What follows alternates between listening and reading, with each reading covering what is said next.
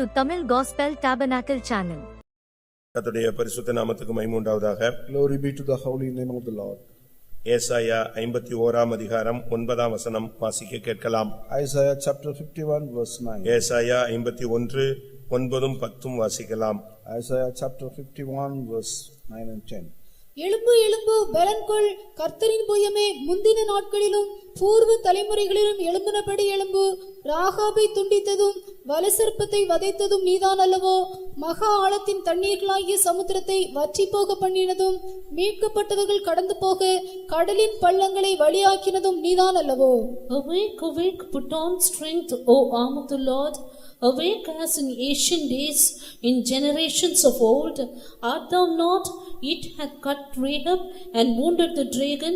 Art thou not it which hath dried the sea and the waters of the great deep, that made the depths of the sea a way for the ransom to pass over?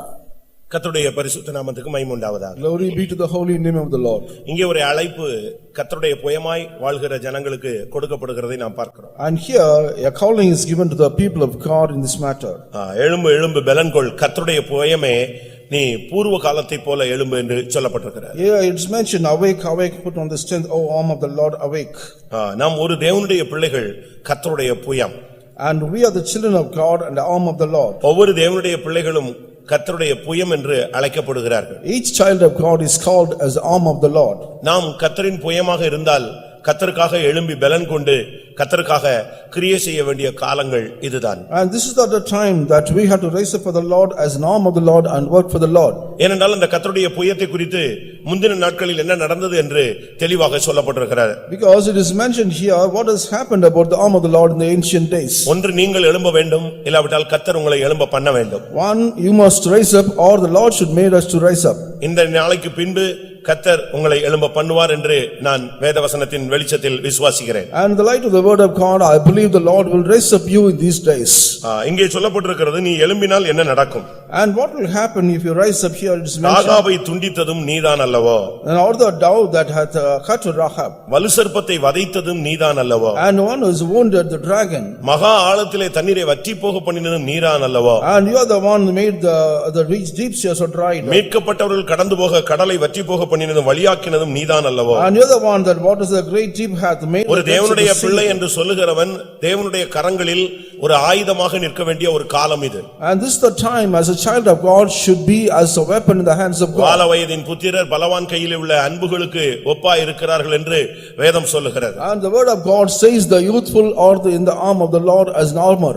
ஒவ்வொரு தேவனுடைய பிள்ளைகளும், வாலிபர்கள், வயோதிபர்கள், ஊழியர்கள், விசுவாசிகள் எல்லாருமே தேவனுடைய கரத்திலே ஒரு கூழாங்கற்களாய் நாம் நிற்க வேண்டியது அவசியம். And this is the time all the people of God, both young and old, should be as made as a pebble in the hands of God. நீ ஒரு சாதாரண நபர் அல்ல என்பதை நீங்கள் விசுவாசிக்க வேண்டும். You must believe that you are not an ordinary person. ஒரு கூழாங்கல்லை வைத்து ஒரு பெரிய ஜெயத்தை தேவனுக்கு கொடுக்க முடிந்தது. And the Lord was able to give a great victory through a pebble. ஒரு விசுவாசி தேவனுடைய கையிலே ஒரு கூழாங்கல்லா இருந்தானால் அவனை கொண்டு கர்த்தர் கோலியாத்தை வீழ்த்த அவர் கிரியை செய்ய முடியும். If a child of God is the arm of God as a pebble, he is able to make destroy the enemy that is Goliath. ஆற்றின் கரையோரம் கடந்த ஒரு கூழாங்கல்லினாலே தாவீது ஒரு கோலியாத்தை கொல்ல முடியுமானால் உன்னை கொண்டு தேவன் பலத்த காரியங்களை செய்ய முடியும் என்பதை நீ விசுவாசிப்பாயா? If David is able to kill one Goliath by taking one pebble from the bank of the sea and the river, and you must realize that you are able to make through you. ஒவ்வொரு தேவனுடைய பிள்ளைகளும் தேவனுடைய கரங்களில் நீங்கள் வர வேண்டிய காலம் இதுதான். And this is the time every child of God should come in the hands of God. உங்களுடைய பலவீனங்களை பார்த்து கொண்டிருக்க கூடாது. You should not look at your infirmities. உங்களுடைய தகுதியின்மையை பார்த்து கொண்டிருக்க கூடாது. And you should not see about your unworthiness. தோல்வியை பார்த்து கொண்டிருக்க You கூடாது. should not see your defeats. மனுஷீகம் என்று சொல்லும் பொழுது பல தோல்விகள் பல பலவீனங்கள் இணைந்ததுதான் மனுஷீகம். And manly or a manly nature is that one who is facing many kinds of defeats. பலவீனங்களை எடுத்து போட்டு மனுஷீகத்தை தள்ளி விடுவதுதான் தெய்வீகம். And taking out all the infirmities and also offense and taking out only that is godly nature. நீங்களும் உங்களுடைய பிள்ளைகளும் கர்த்தருடைய கரங்களில் நீங்கள் கடந்து வருவீர்களானால் உங்களை கொண்டு நம்மை கொண்டு என்னை கொண்டு கர்த்தர் கிரியை செய்ய முடியும். And you and your children will come under the arm of the Lord is able to perform many kinds of things. ஒரு 12 சீஷர்களை கொண்டு முழு உலகத்தையும் தலைகீழாக கவிழ்க்க இயேசுவினால் முடிந்தது. And the Jesus was able to make the whole world upside down through the disciples. உலகத்தை கலக்குகிறவர்கள் இங்கே வந்தார்கள் என்று சொல்லப்பட்டார்கள். And they were told the people who troubled the world they came here. நாமும் நம்முடைய பிள்ளைகளும் கர்த்தருடைய புயமாய் மாறினால் கர்த்தருக்காக மறுபடியும் எழும்ப வேண்டும். And we and our children are changed as arm of the Lord should rise up in these days. பூர்வ நாட்களைப் போல எழும்பு. And you must rise up as in the ancient days. கடந்த காலங்களைப் போல எழும்புங்கள். And you rise up as in the past days. ஆதி நாட்களைப் போல எழும்புங்கள். And you rise up as in the old days. ரட்சிக்கப்பட்ட காலங்களில் உள்ள வைராக்கியத்தை கொண்டு வாருங்கள். And you bring up the zeal that you had during the time of அபிஷேகம் பெற்ற salvation. காலங்களில் இருந்த தெய்வீகத்துக்கு நீங்கள் கடந்து வாருங்கள். And you must come to the divinity that was found in the days of anointing. கர்த்தர் அழைத்தபோது இருந்த அபிஷேகத்துக்கு வாருங்கள். You must come to the place where your God has called you. வெளிப்படுத்தல்களும் தரிசனங்களும் பெற்ற அந்த முந்தின பிரகாசமாக்கப்பட்ட அந்த நாளை நினைத்துக் கொள்ளுங்கள். And just think about the days where you have shined in the days of your old times. கர்த்தருக்காக நீங்கள் பாடுபட்ட காலங்களை சிந்தித்து பாருங்கள். Just imagine and think about the days we have suffered for the Lord. எந்த நோக்கத்தோடு கர்த்தர் உன்னை பிடித்தார், உங்களை பிடித்தார், உங்களை அழைத்தார், உங்களை சுகமாக்கினார், உங்களை ஏன் இன்றைக்கு விடுதலையாக்கி இன்றைக்கு உயிரோடு வைத்திருக்கிறார், இதை நீங்கள் உணர்ந்து கொள்ள வேண்டிய நேரம் இதுதான். This is the time that you have to realize that what for the Lord has separated you and has found you and as Lord has healed you. யாரை கொண்டும் தேவனுக்கு கிரியை செய்ய முடியும். And the Lord can work through anyone. ஆனால் தேவன் உன்னை கொண்டே கிரியை செய்ய விரும்புகிறார். The Lord wants to work through only through you. அவருக்கு எத்தனையோ பேர் உண்டு. There are many things for people for ஆனால் him. எலியாவை கொண்டுதான் அவர் கிரியை செய்தார். But he did work through Elijah. வேதத்திலே நீங்கள் பார்க்கும் பொழுது When you see from the word of God, எத்தனையோ விதவைகள் உண்டு. there are many kinds of widows. ஆனால் சாரிபாத் விதவையை தான் கர்த்தர் கையில் எடுத்துக்கொண்டார். But the Lord has took only the widow of Zarephath. அதுபோல Like that. இந்த மதுரையில எவ்வளவோ ஜனங்கள் உண்டு. Like that many people are found in ஆனால் this உங்களை தான் Madurai. தேவன் தெரிந்து கொண்டிருக்கிறார். The Lord has chosen only you. ஏன் தெரிந்து கொண்டார்? What for the Lord has chosen நீ you? கர்த்தருடைய புயமாய் மாறும்படியாக. Though that you may be changed as an arm of the Lord. இந்த கடைசி காலங்களில் நாம் எழும்ப வேண்டிய நேரம் வந்துவிட்டது. And the last days this time has come in order to rise up. இது ஒதுங்கி போகிற காலம் கிடையாது. This is not the time that you have to go இது separately. முடங்கி கிடக்கிற காலம் கிடையாது. And this is not the time that we have to be இது abided. விழுந்து கிடக்கிற காலம் This கிடையாது. is not the time that you have to fall down. இது தடுமாறுகிற காலம் கிடையாது. This is not the time that the son that you may இது stumble. பின்வாங்குகிற காலம் This கிடையாது. is not the time that you is backslide. தேவனை விட்டு விலகி போகிற காலம் கிடையாது. This is not that you go away from the word of நீ God. தேவனோடு நெருங்கி வருகிற நேரம் This இதுதான். is not the time that you have come closer with God. மறுபடியும் நீ எழும்பி நிற்க வேண்டிய காலம் இதுதான். This is the time that you have to rise up again and மறுபடியும் come. பிரகாசிக்க வேண்டிய காலம் This இதுதான். is the time that you have to shine again for the Lord. உனக்கும் எனக்கும் தேவன் ஒரு நேரத்தை கொடுத்திருப்பாரானால் அது இதுதான். If the Lord has given time for you and me, this is the time. நீங்கள் இந்த சத்தத்துக்கு அந்நியர்களாய் நீங்கள் போய்விடக் கூடாது. You should not be a stranger to the voice to this இந்த voice. தேவனுடைய வசனத்துக்கு நீங்கள் அந்நியர்களாய் போய்விடக் கூடாது. You should not become the stranger to the voice of God. ஒவ்வொரு தேவனுடைய பிள்ளைகளும் எழும்பும் பொழுதுதான் தேவனுடைய வல்லமை விளங்க முடியும். Only if a child of God rises, we can understand the power of God. ஏசாயா 52:1 என்ன சொல்லுகிறது? What does the 52:1 of Isaiah says? எழும்பு எழும்பு சீயோனே உன் வல்லமையை தரித்துக்கொள். Awake, awake, put on the strength, O Zion. எழும்பு எழும்பு பரிசுத்த நகரமாகிய எருசலேமே உன் அலங்கார வஸ்திரங்களை உடுத்திக்கொள். Awake, awake, O Jerusalem, put on the holy garment. சீயோனும் எருசலேமுமாக மாற்றப்பட வேண்டியவர்கள் எழும்ப வேண்டிய நேரம் இதுதான். This is the time both Zion and Jerusalem should be changed, and this is the time. சீயோன் என்று சொன்னால் ஊழியர்கள். And Zion means the workers. எருசலேம் என்று சொன்னால் விசுவாசிகள். And Jerusalem means the believers. ஒவ்வொரு ஊழியக்காரனும் ஒவ்வொரு விசுவாசியும் எழும்ப வேண்டிய நேரம் இதுதான். Every worker, the believers, this is the time to rise up. உன்னுடைய வாழ்க்கையில பல சந்தர்ப்பங்கள், பல சூழ்நிலைகள், பல சம்பவங்கள் நடந்திருக்கலாம். There are many occasions and many incidents have taken place in our life. உன்னுடைய ஊழியத்திலே பல சம்பவங்கள் In நடந்திருக்கலாம். your ministry, many things would have taken place. சில காரியங்கள் நீ விரும்பின ஒரு காரியமாயிருக்கும். At times, the things may be that according to wishes. சில காரியங்கள் நீ விரும்பத்தகாத சம்பவங்களாக இருக்கும். At times, the incident may be you may not be required, maybe wants சில காரியங்கள் நீ எதிர்பார்த்த காரியமாக இருக்கும். At times, the things maybe you have expected. சில காரியம் நீ எதிர்பார்க்காத ஒரு காரியமாக At இருக்கும். times, the things would not have been expected. எவைகள் நடந்திருந்தாலும் சரி, உன்னை முடக்கி போடும்படியாக சத்துரு இந்த காரியங்களில் உன்னை தள்ளிவிட்டான். And whatever things may be happen, that Satan has made you so that he cannot work. ஆனால் இன்றைக்கு தேவனுடைய வார்த்தை இந்த வருஷத்தின் துவக்கத்திலே உன்னை நோக்கி வருகிறது. And the word of God comes to you only through the beginning N of this மகனே year. என் மகளே என்று கர்த்தர் இன்றைக்கு அழைக்கவில்லை. The Lord is asking, calling you, oh son, my daughter. கர்த்தரின் புயமே நீ எழும்பு. Oh arm of the Lord, you rise up. இந்த சபையில் நீங்கள் உங்களில் எத்தனை பேர் கர்த்தருடைய புயமாய் மாற்றப்பட்டிருக்கிறீர்கள்? How many of you have changed as the arm of the Lord in this church? நீ இந்த சபையில ஒரு சப்ஸ்கிரைபர் கிடையாது. And you come to this church as a supplier. Subscriber அதாவது நீ ஒரு சந்தா இந்த சபையினுடைய நீ ஒரு சந்தாதாரர் கிடையாது. You are not a subscriber of this church. நீ ஏதோ மாசம் ஒரு சந்தா கொடுத்துட்டு போறதுக்கு நீ அழைக்கப்பட்டவன் அல்ல. You are not called to give a subscription every month and go. கர்த்தர் உன்னையும் என்னையும் கர்த்தர் தன்னுடைய புயமாய் தோளாக நிறுத்த விரும்புகிறார். The Lord wants to you and me as an arm of the Lord. உன்னை கொண்டும் என்னை கொண்டும் தேவன் கிரியை செய்ய வேண்டிய ஒரு வாஞ்சை ஒரு திட்டம் இருக்கிறது. And there he has a plan and desire about you and me too, that we can work for the Lord. அதுக்கு அவர் நினைப்பூட்டுகிற காரியம் என்ன? And what is the thing that he makes remember? முந்தின நாட்களை போல எழும்பு. And you rise up as in the old ancient days. பிரகாசமாக்கப்பட்ட அந்த நாட்களை போல எழும்பு. You rise up as in the days you have shined. ஆதியிலே செய்த கிரியைகளை மறுபடியும் செய். You do the same thing what you have done in the old days. ஆதியிலே கொண்டிருந்த அன்புக்கு நீ திரும்பி வா. You come to the first love. அந்த பழைய வைராக்கியத்துக்கு நீ திரும்பி வா. You come to the early zeal. ஏனென்றால் அன்றைக்கு வலு சர்ப்பத்தை நீ மிதித்து நொறுக்கின ஒரு காலம். That was the time that you wounded the dragon. உன்னை கண்டு பிசாசு நடுங்கின காலம். Looking at you, the Satan was உன்னை trembling. கண்டு செய்வினைகள் ஒதுங்கின காலம். And all the witchcrafts were trembling before you. உன்னை கண்டு மனிதர்கள் நடுங்கின ஒரு காலம். All the time the people have trembled before you. உன்னை கண்டு சத்துரு நடுங்கி ஓடின காலம். This is the time that Satan has gone away from you. அந்த நாட்கள் ஏன் இன்றைக்கு திரும்பி வரக்கூடாது? Why those days should not come to you again? அதே தேவன்தான், The same God. அதே ஆள்தான் நீயும். And the same person you are. ஆனால் கர்த்தர் இன்றைக்கு உனக்கும் எனக்கும் சொல்லுகிற வார்த்தை, கர்த்தருடைய புயமே முந்தின நாட்களை போல எழும்பு. Lord says that you unto me and you put on the strength as in the ancient days. கடந்த நாட்களில் என்ன நடந்தது? What has happened in the ancient days? உன்னை பார்த்த உடனே செங்கடல் விலகினது. As soon as the Red Sea was divided, as soon உன்னை as கண்ட உடனே யோர்தான் பிளந்தது. as soon as the Jordan was divided, as soon as ஆறுகளை கடக்கும் பொழுது அவைகள் உன்மேல் புரளவில்லை. when the rivers were flowing, it did not overflow through you. அக்கினி சூளைக்குள்ளே போனாய், ஆனால் வேகாமலே வெளியே வந்தாய். You went to the fiery furnace, but you came out without any burn. கெபிகளுக்குள்ளே போனாய், எந்த பாதிப்பு இல்லாமல் வெளியே வந்தாய். You went into the den of lions, you came out without any hurt. அந்த நாட்கள் வேண்டும் என்று தேவன் விரும்புகிறார். The Lord desired that same thing happen again. நீ உன்னுடைய ஆதி நிலவரத்தை விரும்புகிறாயோ இல்லையோ, தேவன் உன்னுடைய ஆதி நிலவரத்தை விரும்புகிறார். Whether you desire for the old experience, but the Lord desires about that. நீ ஒருவேளை மந்த நிலவரத்தில் இருக்கலாம். At times you may be found in a dim state. அதேரியத்திலே சிக்கி இருக்கலாம். You may be found in a discouraged state. அவிசுவாசத்திலே சிக்கி இருக்கலாம். You may be found in an unfaithful ஒரு state. அசதியான நிர்விசாரத்தின் ஆவி உன்மேல் வந்து மூடி இருக்கலாம். At times you may gone in a weakened state. ஆனால் தேவன் உன்னை இப்படியே விட விருப்பமுள்ளவர் அல்ல. The Lord does not want you leave as such. அவர் மறுபடியும் உன்னுடைய ஆதி நிலவரத்துக்கு உன்னை கொண்டு வர The விரும்புகிறார். Lord wants to bring back you to the brain old experience. நான் மறுபடியும் சொல்கிறேன். I want to repeat it. நீங்கள் உங்களில் அநேகர் ஆதி நிலவரத்துக்கு வர விரும்புகிறீர்களோ இல்லையோ, தேவன் உங்களை ஆதி நிலவரத்துக்கு கொண்டு வர விரும்புகிறார். Most of you want to come back to the old experience, but the Lord desires to அது bring உண்மை you back. என்று சொல்லுகிறவர்கள் கரங்களை உயர்த்தி ஒரு அல்லேலூயா சொல்லுங்கள்.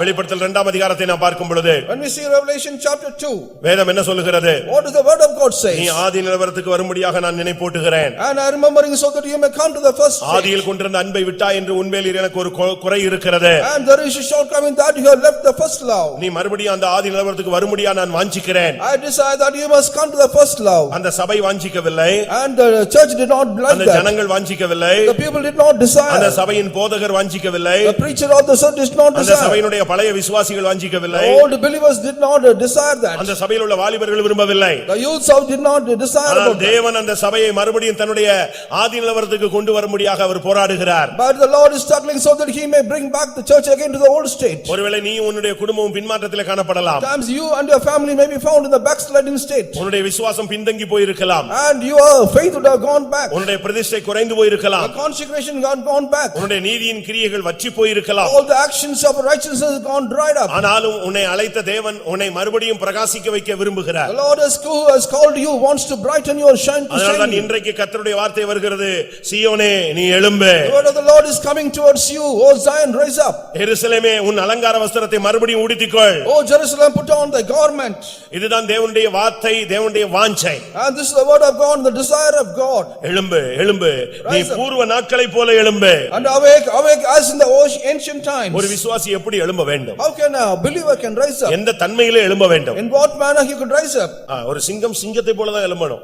Yeah, a lion should rise up like a lion. அப்படிதானே? ஒரு சிங்கம் படுத்திருக்கு அப்படின்னா நம்ம பரியாசம் பண்ணலாம், விளையாடலாம், என்னத்தையா தூக்கி போடலாம் அப்படி இருக்கும். ஆனா எழும்பிட்டா இவன் எல்லாருமே கொஞ்சம் அலர்ட் ஆயிடுவாங்க. If the lion is laid up and nobody will be care about that, if it rise up, everybody will be very much careful. உண்மைதானே? It's not நீங்க true. ஜூக்கு கூட போங்க, You go to the zoo, அது உள்ளதான் இருக்கும், it will be inside, அது படுத்து கிடக்கும், it will be lying down, இவன் என்னத்தையா போட்டுக்கிட்டே இருப்பான். and he will be putting something. அது ஒண்ணும் செய்ய முடியாது. But he cannot do ஆனா அது anything. டென்ஷன் ஆகி எழும்புன உடனேயே இவன் கூண்டுக்கு இங்க இருந்தா கூட கொஞ்சம் உஷாராயிடுவான். As soon as it gets up, even the person who is outside will also be very much careful. அப்படி ஒரு பயம் இருக்கு. You got to such kind of அது fear. போல நீ மறுபடியும் சிங்கம் போல எழும்பிட்டீனா, And the lion, if the lion rise up like a lion, நீ எழும்புறது வரைக்கும் தான் இந்த பிசாசு உன்னை பார்த்து பரியாசம் பண்ணுவான், உன் மேல கல்லு போடுவான், மண்ணு போடுவான், தண்ணி அடிப்பான், நீ எல்லாம் பண்ணுவான். நீ எழும்பிட்டா போதும் இவெல்லாம் விலகிடுவான். And only up to rise up from that, the enemy will be putting all the stones against you, but when you rise up, you will be afraid. வேதம் என்ன சொல்லுகிறது? What does the word of God says? எபிரே அப்போஸ்தலர் 12ஆம் அதிகாரத்தை பார்க்கும் பொழுது, When you see Acts of Apostles chapter பேதுரு 12, தூங்கி கொண்டிருந்தான், and Peter was sleeping, அவனுக்கு மனவேதனை, and he was grieved. கர்த்தர் கைவிட்டாரோ என்கிற ஒரு கலக்கம். I was in trouble with the Lord as forsaken. சிறைச்சாலையில அவனை வெங்கல சங்கிலி போட்டு கட்டி விட்டார்கள். And he was fettered with the silver fetters and was அவனால ஒண்ணுமே பண்ண முடியவில்லை. and he could not do anything. அவன் தூங்கி விட்டான். He was lying down. ஆனால் கர்த்தர் எழுப்பினார். The Lord is making எழும்பு, rise up, உன் பாதரட்சியை தொடுத்துக்கொள், put on the sandals. அவன் படபடன்னு எழும்பிட்டான். And immediately he woke up. எழும்பின போது என்ன நடந்தது? What has happened when he woke up? கதவு திறக்க ஆரம்பிச்சது. And the doors started to நீ open. படுத்து கிடந்தா கதவு திறக்காது. And until you lie down, the doors நீ will not எழும்பினா open. தான் கர்த்தர் கதவை திறப்பார். Only when you wake up, only the doors will open. The Lord will நீங்க make. சைனால ஒருத்தர் இப்போ யூன் ஒரு பிரதர் இருக்காரு, brother Yoon. One brother as a Yun found in China. உங்களுக்கு தெரியுமா அவரை? You know about him? Book படிச்சிருக்கீங்களா? Have you studied about that? சகோதரர் யூன் ஒரு புக் இருக்கு, படிச்சு பாருங்க. Brother Yug, there is a book called like this. இப்ப அவர் உயிரோட இருக்காரு. He is still alive. இப்ப இந்தியாவுக்கு வர போறாரு. He is going to come to India. சமீபத்துல வருவார். Recently he must come. அவர் ஒரு நாள் ஜெயில்ல கிடக்கும்போது Once he was found in காலை jail. அடிச்சு உடைச்சிட்டாங்க. And all the legs were broken. ஒரு ஜெயில்ல செல்ல கிடந்தாரு. He was found in a cell in a அப்ப jail. அவரை பார்த்தவங்க எல்லாம் சொன்னாங்க, நீங்க ஏன் இங்க கிடக்குறீங்க, போங்க, நீங்க வெளிய போலாமேன்னு சொன்னாங்க. The people who saw him, why you are lying, why you are staying here, you can go out. இவருக்கு அது புரியல. He could not understand that. நான் ஜெயில்ல கிடக்குறேன், எல்லாரும் வெளிய போங்கறாங்க, எப்படியா வெளிய போக முடியும்? I am in the jail, people are saying to go out, how can I go out? ஒரு நாள் பகல்ல கர்த்தர் பேசினாராம். Once in the daytime the Lord spoke to him. நீ எழும்பு, Rise up and go out. நான் உன்னை விடுதலை ஆக்குறேன், வெளிய வான்னு சொன்னார். I'm delivering you, come out. இவர் படுத்து கிடந்து சொன்னாராம், காலை ஒடிச்சிக்கிறதுக்கு அனுமதி கொடுத்துட்டீங்க, ஒடிச்சு விட்டான்.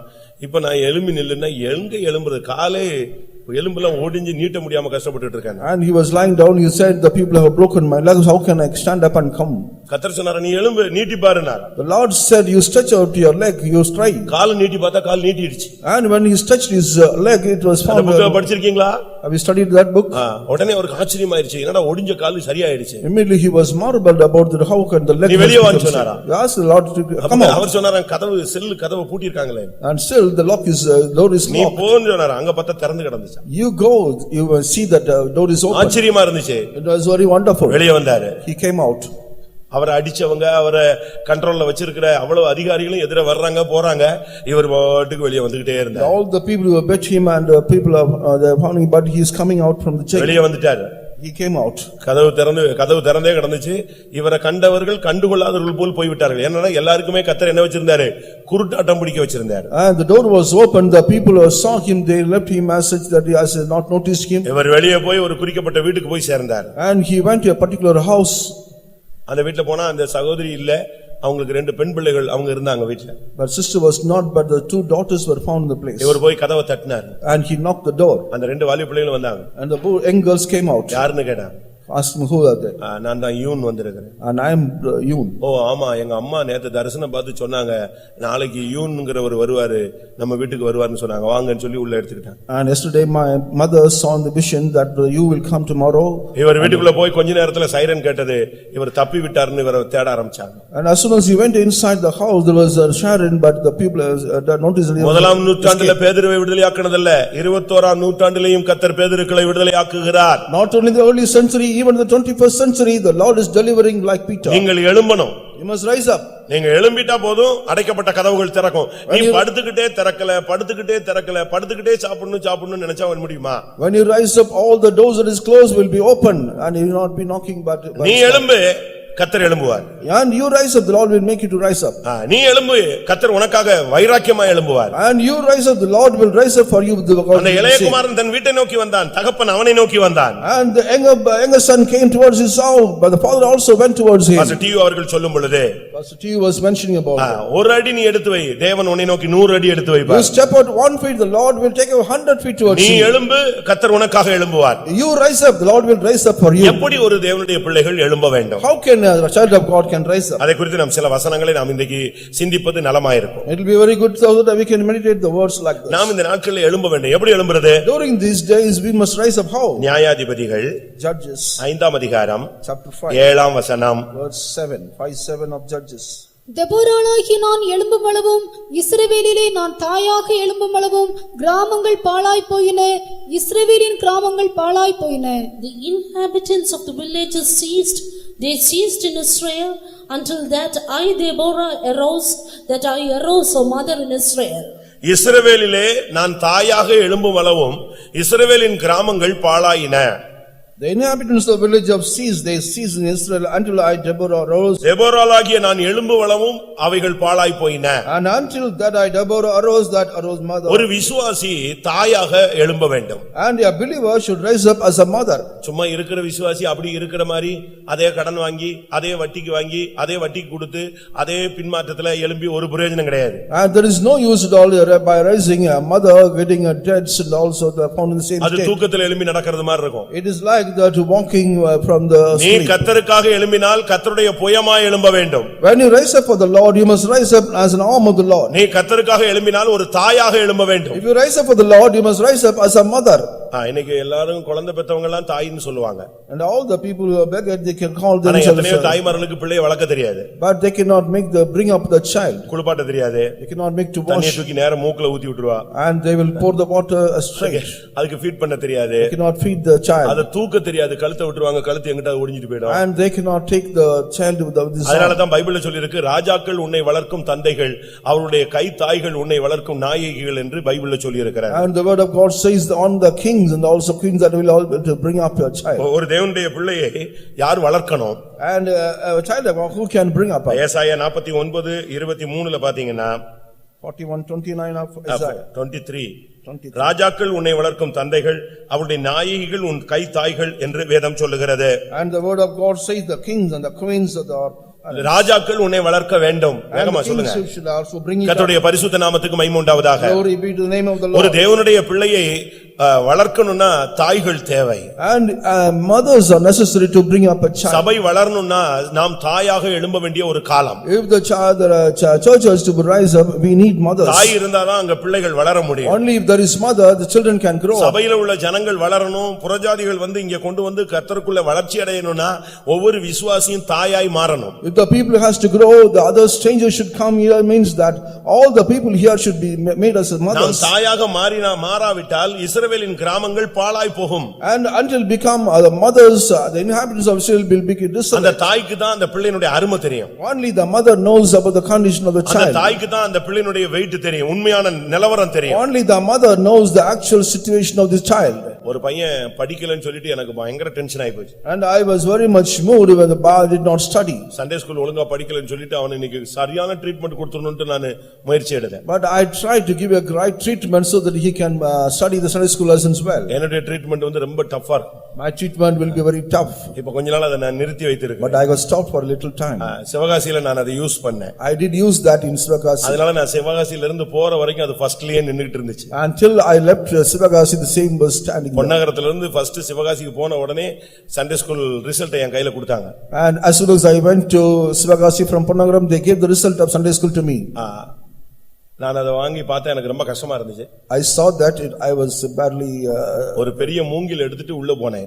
I went here with a broomstick with this Sunday school. ஆண் என்றும் பார்க்கவில்லை, பெண் என்றும் பார்க்கவில்லை. I did not see whether a boy or a girl. வளர்ந்த பிள்ளை வளராத பிள்ளைன்னுலாம் பார்க்கவே இல்லை. I did not see whether grown up or not. அது ஏழை பொண்ணு பணக்காரன் பையன்லாம் நான் பார்க்கவே இல்லை. I did not see whether rich or poor.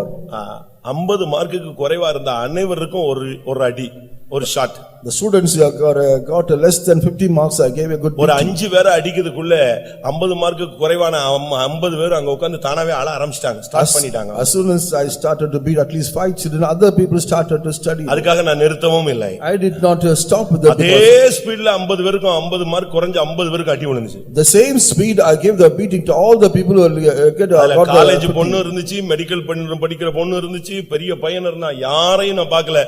கண்ணை மூடிட்டு 50 பேருக்கு அடி விழுந்துச்சு. கொடுத்தேன். There were students. நான் போகும் வரை தோற்று போகவில்லை. There were students studying in the colleges and medical colleges. I did not leave anyone, but I gave all the beating, but still I returned from that place. There was a good progress. முதல் இடத்தை பார்த்துக்கொள்ள வேண்டும். அதுதான் first target. And the first target is you must see the first place. கடைசி வரைக்கும் நீ வாழ்க்கையில முதல் இடத்தை பார்க்கணும். And until the last time you must see the first place of your life. எதுக்கு நான் இத சொல்றேன்? What for I'm saying this? அப்போ நான் ஒரு பிள்ளைக்கு வந்து கண்டிக்கணும்னு ரொம்ப முயற்சி எடுத்துட்டேன் ஒரு இடத்துல. And I was moved so that I can correct a child. ஆனா நல்லவேளை நான் கண்டிக்கிறதுக்கு முன்னால அவங்க பேரண்ட்ஸ் கூப்பிட்டு சத்தம் போட்டேன். And before I could correct the child, I called the parents and gave a good அப்பனா அவங்க சொன்னாங்க இவன் சின்ன வயசுலயே ரொம்ப சீரியஸா இருந்து பொழைச்சி டாக்டர் அவனை ரொம்ப ரஃபாவே நடத்த கூடாதுன்னு சொன்னதனால தான் நாங்க என்ன செய்யல நடத்தல. இல்லன்னா அவனை நாங்க ரஃபாவே நடத்திட்டு நல்லா படிக்க வச்சிருக்கலாம். பட் அவனுக்கு கிராஸ்பிங் பவரும் கம்மி அப்படின்னு சொன்னாங்க. அப்பதான் புரிஞ்சுக்கிச்சு ஒருவேளை அந்த தாய்க்கு தான் அந்த உண்மையான நிலவரம் தெரியுது. But the mother said about him that right from his birth he was not right, but he was very weak. The doctors also said not to treat him badly, but only then I could able to know about that. அவனை நான் அடிச்சிருந்தா ஒரு போதகனாக அடிச்சிருக்கலாம்.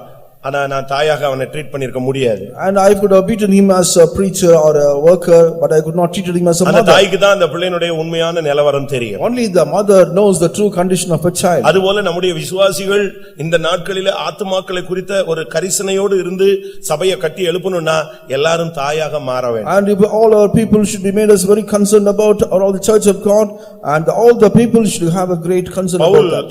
பவுல் தன்னை அப்படி மாற்றிக் கொண்டதாக அவர் பேசுகிறார். And Paul says that he had changed himself like this. ஒரு தாயை போல என்ற வார்த்தையை அவர் உபயோகிக்கிறார். And he uses the word as a mother. 1 தெசலோனிக்கேயர் 2ஆம் அதிகாரம் 7ஆம் வசனத்திலே உங்களிடத்தில் பட்சமாய் நடந்து கொண்டோம், பால் கொடுக்கிற தாயானவள் தன் பிள்ளைகளை காப்பாற்றுகிறது போல உங்கள் மேல் நாங்கள் வாஞ்சையாய் இருந்தோம். And 1 Thessalonians chapter 1 verse 7 says about that we have moved with like mothers. ஒரு தேவனுடைய பிள்ளை ஒரு தாயாக எழும்ப வேண்டும். A child of God should rise up as a mother. உங்கள் எத்தனை பேர் தாயாக எழும்புகிறீர்கள்? How many of you rising up as a mother? தாயின்னு சொன்ன உடனே ஒரு சிலர் தாம் பிள்ளைகளை மட்டும் அழகா பாத்துக்குவாங்க. As soon as when you say about mother, they will very much careful about their own children. என்ன செய்ய முடியாது, அவங்களால பார்க்க முடியாது. They cannot see other children as their own children. தாம் பிள்ளைக்கு பாதிப்புனா உடனே மத்த பிள்ளை இப்படி திரும்பி பாப்பாங்க, யாரும் இல்லன்னா போட்டு அடிச்சு போட்டு தள்ளி விட்டு துரத்தி விட்டு ஓடி வந்துருவாங்க. And they will see only that child, but looking unto the others they will just leave it in place.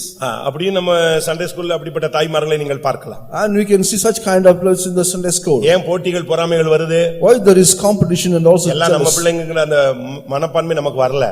And they do not have the mind like that. நம்ம பிள்ளைங்கங்கற அந்த வெளிப்பாடு வரணும்னா நம்ம எல்லாரும் தாயாய் மாற வேண்டும். And if must have the mind that all should be changed as mothers. நீங்கள் தாயாக எழும்பினால் ஊழியம் வளரும். If you are rising as a mother, the ministry will grow. தாயாக எழும்பினால் கிராமங்களை தேடி போவீர்கள். And if you become as a mother, you will go in search of the villages. இவ்வளவு பேர் உட்கார்ந்து இருக்கறோமே, எத்தனை பேர் வாரம் கிராமத்தை தேடி போறேன்னு சொல்லுங்க. You are being seated here. How many of you go in search of the villages in every week? எந்த யாராவது போன வாரம் போனீங்களா? Did you go, any one of you go last week? அப்படி போகல. காரணம் நம்ம தாயாக எழும்பல. You did not go because you are not raised as a mother. ஒரு 4 பேர், ஒரு 7 பேர், ஒரு 15 பேர், 30 பேர் ஒரு கிராமத்துக்கு போனீங்கன்னா ஒரு 1 வீக்ல ஒரு ஆத்மா சந்திக்கப்படட்டுமே. And like 4 or 5 or 10 or 20 if you go together and move to the village, and at least 1 or 2 will be met in the villages. தாய்க்கு தானே அந்த பிள்ளைகளை குறித்த பாரம் இருக்கும். Only the mother would have the burden about the children. Pavul சொல்லுகிறார், நான் உன்னை சுவிசேஷத்தினால் நான் உங்களை பெற்றெடுத்தேன். And Paul says that I have begotten you through the gospel. நீ ஒரு தாயின்னு சொன்னா அதனுடைய அர்த்தம் என்ன? ஒரு பெண் கல்யாணம் கட்டலாம், ஆனா குழந்தை பெறாம அவளுக்கு தாயின் பேர் வராது. And woman can marry, but until he bears a child he cannot become a mother like that. நீங்கள் ஆத்துமாக்களை பிறப்பிக்காவிட்டால் நீங்கள் தாயாக எழும்பவில்லை என்ற அர்த்தம். And until you beget souls, you are not made as a mother. ஒருவேளை நீங்க பிலீவரா இருக்கலாம், you may be believer, ஒருவேளை ஒர்க்கரா இருக்கலாம், you may be a worker, ஆனா நீ தாயாக இல்ல. but you not become a mother. தாயாக இருந்தால் தான் நீ கிராமங்களை தேடி ஆத்துமாக்களை பெற்றெடுக்க கூடிய ஒரு ஆளாய் நீ மாறுவாய். Only when you become the mother, you go in search of the souls in the villages. அந்த தாய்க்கு தான் தெரியும் ருசிகரமான ஆகாரத்தை படைக்க. Only the mother knows about to make tasty foods. அந்த பிள்ளைக்கு என்ன டேஸ்ட் பிடிக்கும்னு அவங்களுக்கு தான் தெரியும். Only the mother knows what kind of taste the child likes. ஒவ்வொரு பிள்ளைக்கும் ஒவ்வொரு தகப்பனும் ஒரு தாயும் ஒவ்வொரு விதமான ஃபுட் கொடுக்கிறதுக்கு காரணம் என்னன்னா அந்த பிள்ளையினுடைய நிலவரத்தை புரிஞ்சுக்கிட்டு தான் அவங்க அதை செய்றாங்க. And what is the reason the people are giving various kinds of food to each child? Because they know condition of the taste. குறித்த ஒரு பாரம் இருக்கணும். And they must have the burden about the souls. நீ தாயாக எழும்பவில்லை. or else you are not raised up as a mother. ஊழியக்காரனா விசுவாசியின் பேர்ல நீங்க உட்கார்ந்துட்டு இருக்கலாம் ஒரு போர்டு போட்டுக்கிட்டு. And you may be claiming as a worker or a mother or a believer. ராஜ்யத்தில் உங்களை ஏற்றுக்கொள்வார் உண்டாகும்படி அழிந்து போகிற உலக பிரபுவினாலே ஆத்துமாக்களை சம்பாதியுங்கள். And so that they can accept you in heaven, you must earn souls. இந்த தாயினுடைய இன்னொரு பகுதி என்ன? And what is the other part of the mother? மற்றவங்க மேல வர்ற சாபத்தை தன் மேல ஏற்றுக்கொள்வது. The curse that comes upon others must say that them accept on himself. ஆதியாகமம் 27:13 பார்க்கும் பொழுது when we see 27:13 of Genesis, அந்த தாயினிடத்துல யாக்கோபு கேக்குறான், நாம் பிடிபட்டுட்டனா அந்த சாபம் என் மேல வந்துருமேன்னு சொல்றான். and he says that we leave that curse will come upon me. அப்போ தாய் என்ன சொன்னா? And what the mother said? நீ அத பத்தி பயப்படாத. And do not worry about உன் மேல வர்ற சாபம் என் மேல் வர கடவுதே. the curse that come upon you will come upon me. மற்றவருடைய சாபத்தை ஏற்றுக்கொண்டவர் தான் இயேசு கிறிஸ்து. only the Lord Jesus Christ accept the curse of others. அவர் தான் நம்ம மேல வந்த எல்லாருடைய சாபத்தையும் தன் மேல் ஏற்றுக்கொண்டார். ஆனபடியால் தான் அவர் நம்ம எல்லாருக்கும் தாயானவர். And he accepted all the curse upon himself so that he can be called as a mother. அவன் தாய் தேற்றுகிறது போல நான் உன்னை தேற்றுகிறேன்னா என்ன செய்கிறார்? And because he is comforting as the one as a mother has comforting. ஏசாயா 66:13 என்ன சொல்லுகிறது? 66:13 of Isaiah says, ஒரு தாய் தேற்றுவது போல் என்ற வார்த்தை சொல்லப்பட்டிருக்கிறது. And as the comforting of a mother, as the word is said like ஒரு this. தாய் தேற்றுகிறவள். And a mother is the one who comforts. ஒரு தாய் பிள்ளையினுடைய சாபத்தை ஏற்றுக்கொள்கிறவள். And mother is accepting the curse of a child. ஒரு தாய் கிராமங்களை பாழாய் போக விட மாட்டாள். And a mother will not allow the villages to go desolate. இன்னைக்கு எத்தனை பேர் நீங்கள் மற்றவருடைய சாபங்களை ஏற்றுக்கொள்ள முற்படுகிறீர்கள்? And how many of you are ready to accept the curse of others? 1 தெசலோனிக்கர் 2:7 படி ஒரு தாய் தன் பிள்ளையை காப்பாற்றுகிறாள். And 1:2:7 a mother is keeping a child. இன்னைக்கு எத்தனை பேர் நாம் பிள்ளைகளை ஆத்துமாக்களை காப்பாற்றுகிறோம், போஷிக்கிறோம், தேற்றுகிறோம்? And how many of you are all able to feed the souls and also keeping the ஒரு souls? தாய்க்கு குறைகளை கண்டு சும்மா இருக்க முடியாது, உடனே அதை போய் சொல்லுவாள். And by seeking the lackings he will go and tell. நீ பாருங்க, புருஷன்கள் எல்லாம் வேலைக்கு போயிடுவாங்க, வீட்டுல ஒரு குறைவுன்னா உடனே மனைவி கூப்பிட்டு எங்க இன்னைக்கு வரும்போது இதை வாங்கிட்டு வாங்க, இது இல்ல இது இல்ல இது இல்ல. அது பஞ்சப்பாட்டு கிடையாது, உண்மையான நிலவரத்தை அவ்வப்பொழுது புருஷனுக்கு தெரிவிக்கிறது. இவர் சொல்வார், எப்ப பார்த்தாலும் இதே பாட்டு பாடாத, என்கிட்ட இனிமே சொல்லவே சொல்லாத, அப்படி நீ வீட்டுல போய் சாப்பிடக்கூடாது. And the husbands will go to the work, the people and the wives will be in the house, they will keep on telling all the lackings, what are the things that are wanted, and they'll tell to the husband. யோவான் 2:3 பார்க்கும் பொழுது இயேசு கிறிஸ்துவினுடைய தாய் அந்த கல்யாண வீட்டுல ஒரு குறை வந்த பொழுது இயேசுவை தேடி போய் அங்க திராட்சரசம் இல்ல, நிர்பந்தமான நிலவரத்தில் இருக்காங்கன்னு சொல்லி தெரியப்படுத்தினாள். And the 2:3 of John says, as soon as he saw the lacking that is found in the house of the wedding, the mother of Jesus went and told எத்தனை பேர் Jesus. உங்களில் தாயாக எழும்ப போகிறீர்கள்? How many of you are going to rise as mothers? நீங்கள் ஒருவேளை உலக பிரகாரமான தாயாக இருக்கலாம். And you may be the worldly mother. ஆவிக்குரிய தாய் இவர்கள் சபைக்கு தேவை. And the church needs mothers of spiritual state. மதுரையில இன்னும் எவ்வளவு கிராமங்கள் இயேசுவை பத்தி சொல்லாத கிராமங்கள் இருக்கு. There are many villages that are not told about Jesus. நீங்க சொல்லுவீங்க, நாங்க முடிஞ்ச உடனே சண்டே ஸ்கூல் போய் விட்டோம். And as soon as the meeting was over, we went to the Sunday school. Sunday school எத்தனை பேர் போயிட்டாங்க? 650 பேரும் போயிட்டாங்களானே? All the people have gone to the Sunday school. மெஞ்சு போயிட்டா ஒரு 15 டீச்சர் இருப்பாங்க, இல்ல 20 டீச்சர் இருப்பாங்க. Almost there will be 20 teachers. Branch எத்தனை இருக்குன்னு எனக்கு தெரியல. I do not know how many branches are here. Alanganallur போனேன், பிரான்ச் பிள்ளைங்கள்னு ஒரு 500 பிள்ளைகளை கொண்டு வந்து நிறைச்சிட்டாங்க. I went to Alanganallur, they have assembled, made the children 500. Full hall எங்க இருந்தோ பிள்ளைகளை காசு கொடுத்து கூட்டி வந்த மாதிரி நிரப்பிட்டாங்க. And they have filled the hall with all the children, more than 500. அப்பதான் யோசிச்சேன், அவங்க அறிக்கை வாசிக்கும் பொழுது சொல்றாங்க இந்த இடங்கள் எல்லாம் பிரான்ச் ஊழியம் நடக்கு. And when they read the annual report, he said they are branches. கிராமங்களுக்கு போங்க, you go to the villages. முடிஞ்ச உடனே சாப்பிட்டுட்டு நீங்க போய் ஒரு நாள் ரெஸ்ட் அப்படின்னு சொல்லிட்டு டிவி சீரியலை பார்த்துட்டு உட்கார்ந்துட்டீங்கன்னா நீ பரலோகத்துக்கு எப்படி உன்னை கொண்டு போவாரு? அங்க டிவி கிடையாதுல்ல. As soon as the meeting is over, you would go and take the rest after taking meals and see the viewing TVs. இங்கே எதை விதைக்கிறாயோ அங்கே அதை அறுப்பாய். Whatever you sow here, you will reap there. Positive அவர்கள் சொன்னாரு, இங்கே சண்டை போட்டுட்டு இருக்கவன் நரகத்துல போனாலும் சண்டை போட்டுட்டே இருப்பான். Man who is quarreling here, even if he go to the heaven, he will be quarreling. எனக்கு அது ஆச்சரியமா இருந்துச்சு. I was wondering about அவன் ஏற்கனவே இங்க சண்டை போட்டு முடிச்சிட்டானே, அங்க போய் எப்படி போடுவான்? Already he finished quarreling here, how can he go there? நான் முந்தி மதுரையில இருக்கும்போது, while I was in Madurai, Chennai நகர்ல ஒரு children's day அட்டெண்ட் பண்ணேன். I attended a children's day in Chennai Nagar. அப்போ ஒரு சம்பாஷணை போட்டுருந்தாங்க, நல்ல ஒரு சிந்திக்க வேண்டிய ஒரு காரியம். There is a good conversation to be meditated. பரலோகத்துல தானியேலும் தாவீதும் சந்திக்கிறாங்க. And Daniel and David are meeting in heaven. நரகத்துல கேயாசியும் யூதாசும் சந்திக்கிறாங்க. In the hell, Gehazi and Judas are meeting. இவன் எப்படி சிந்திச்சானே எனக்கு புரியவும் இல்ல.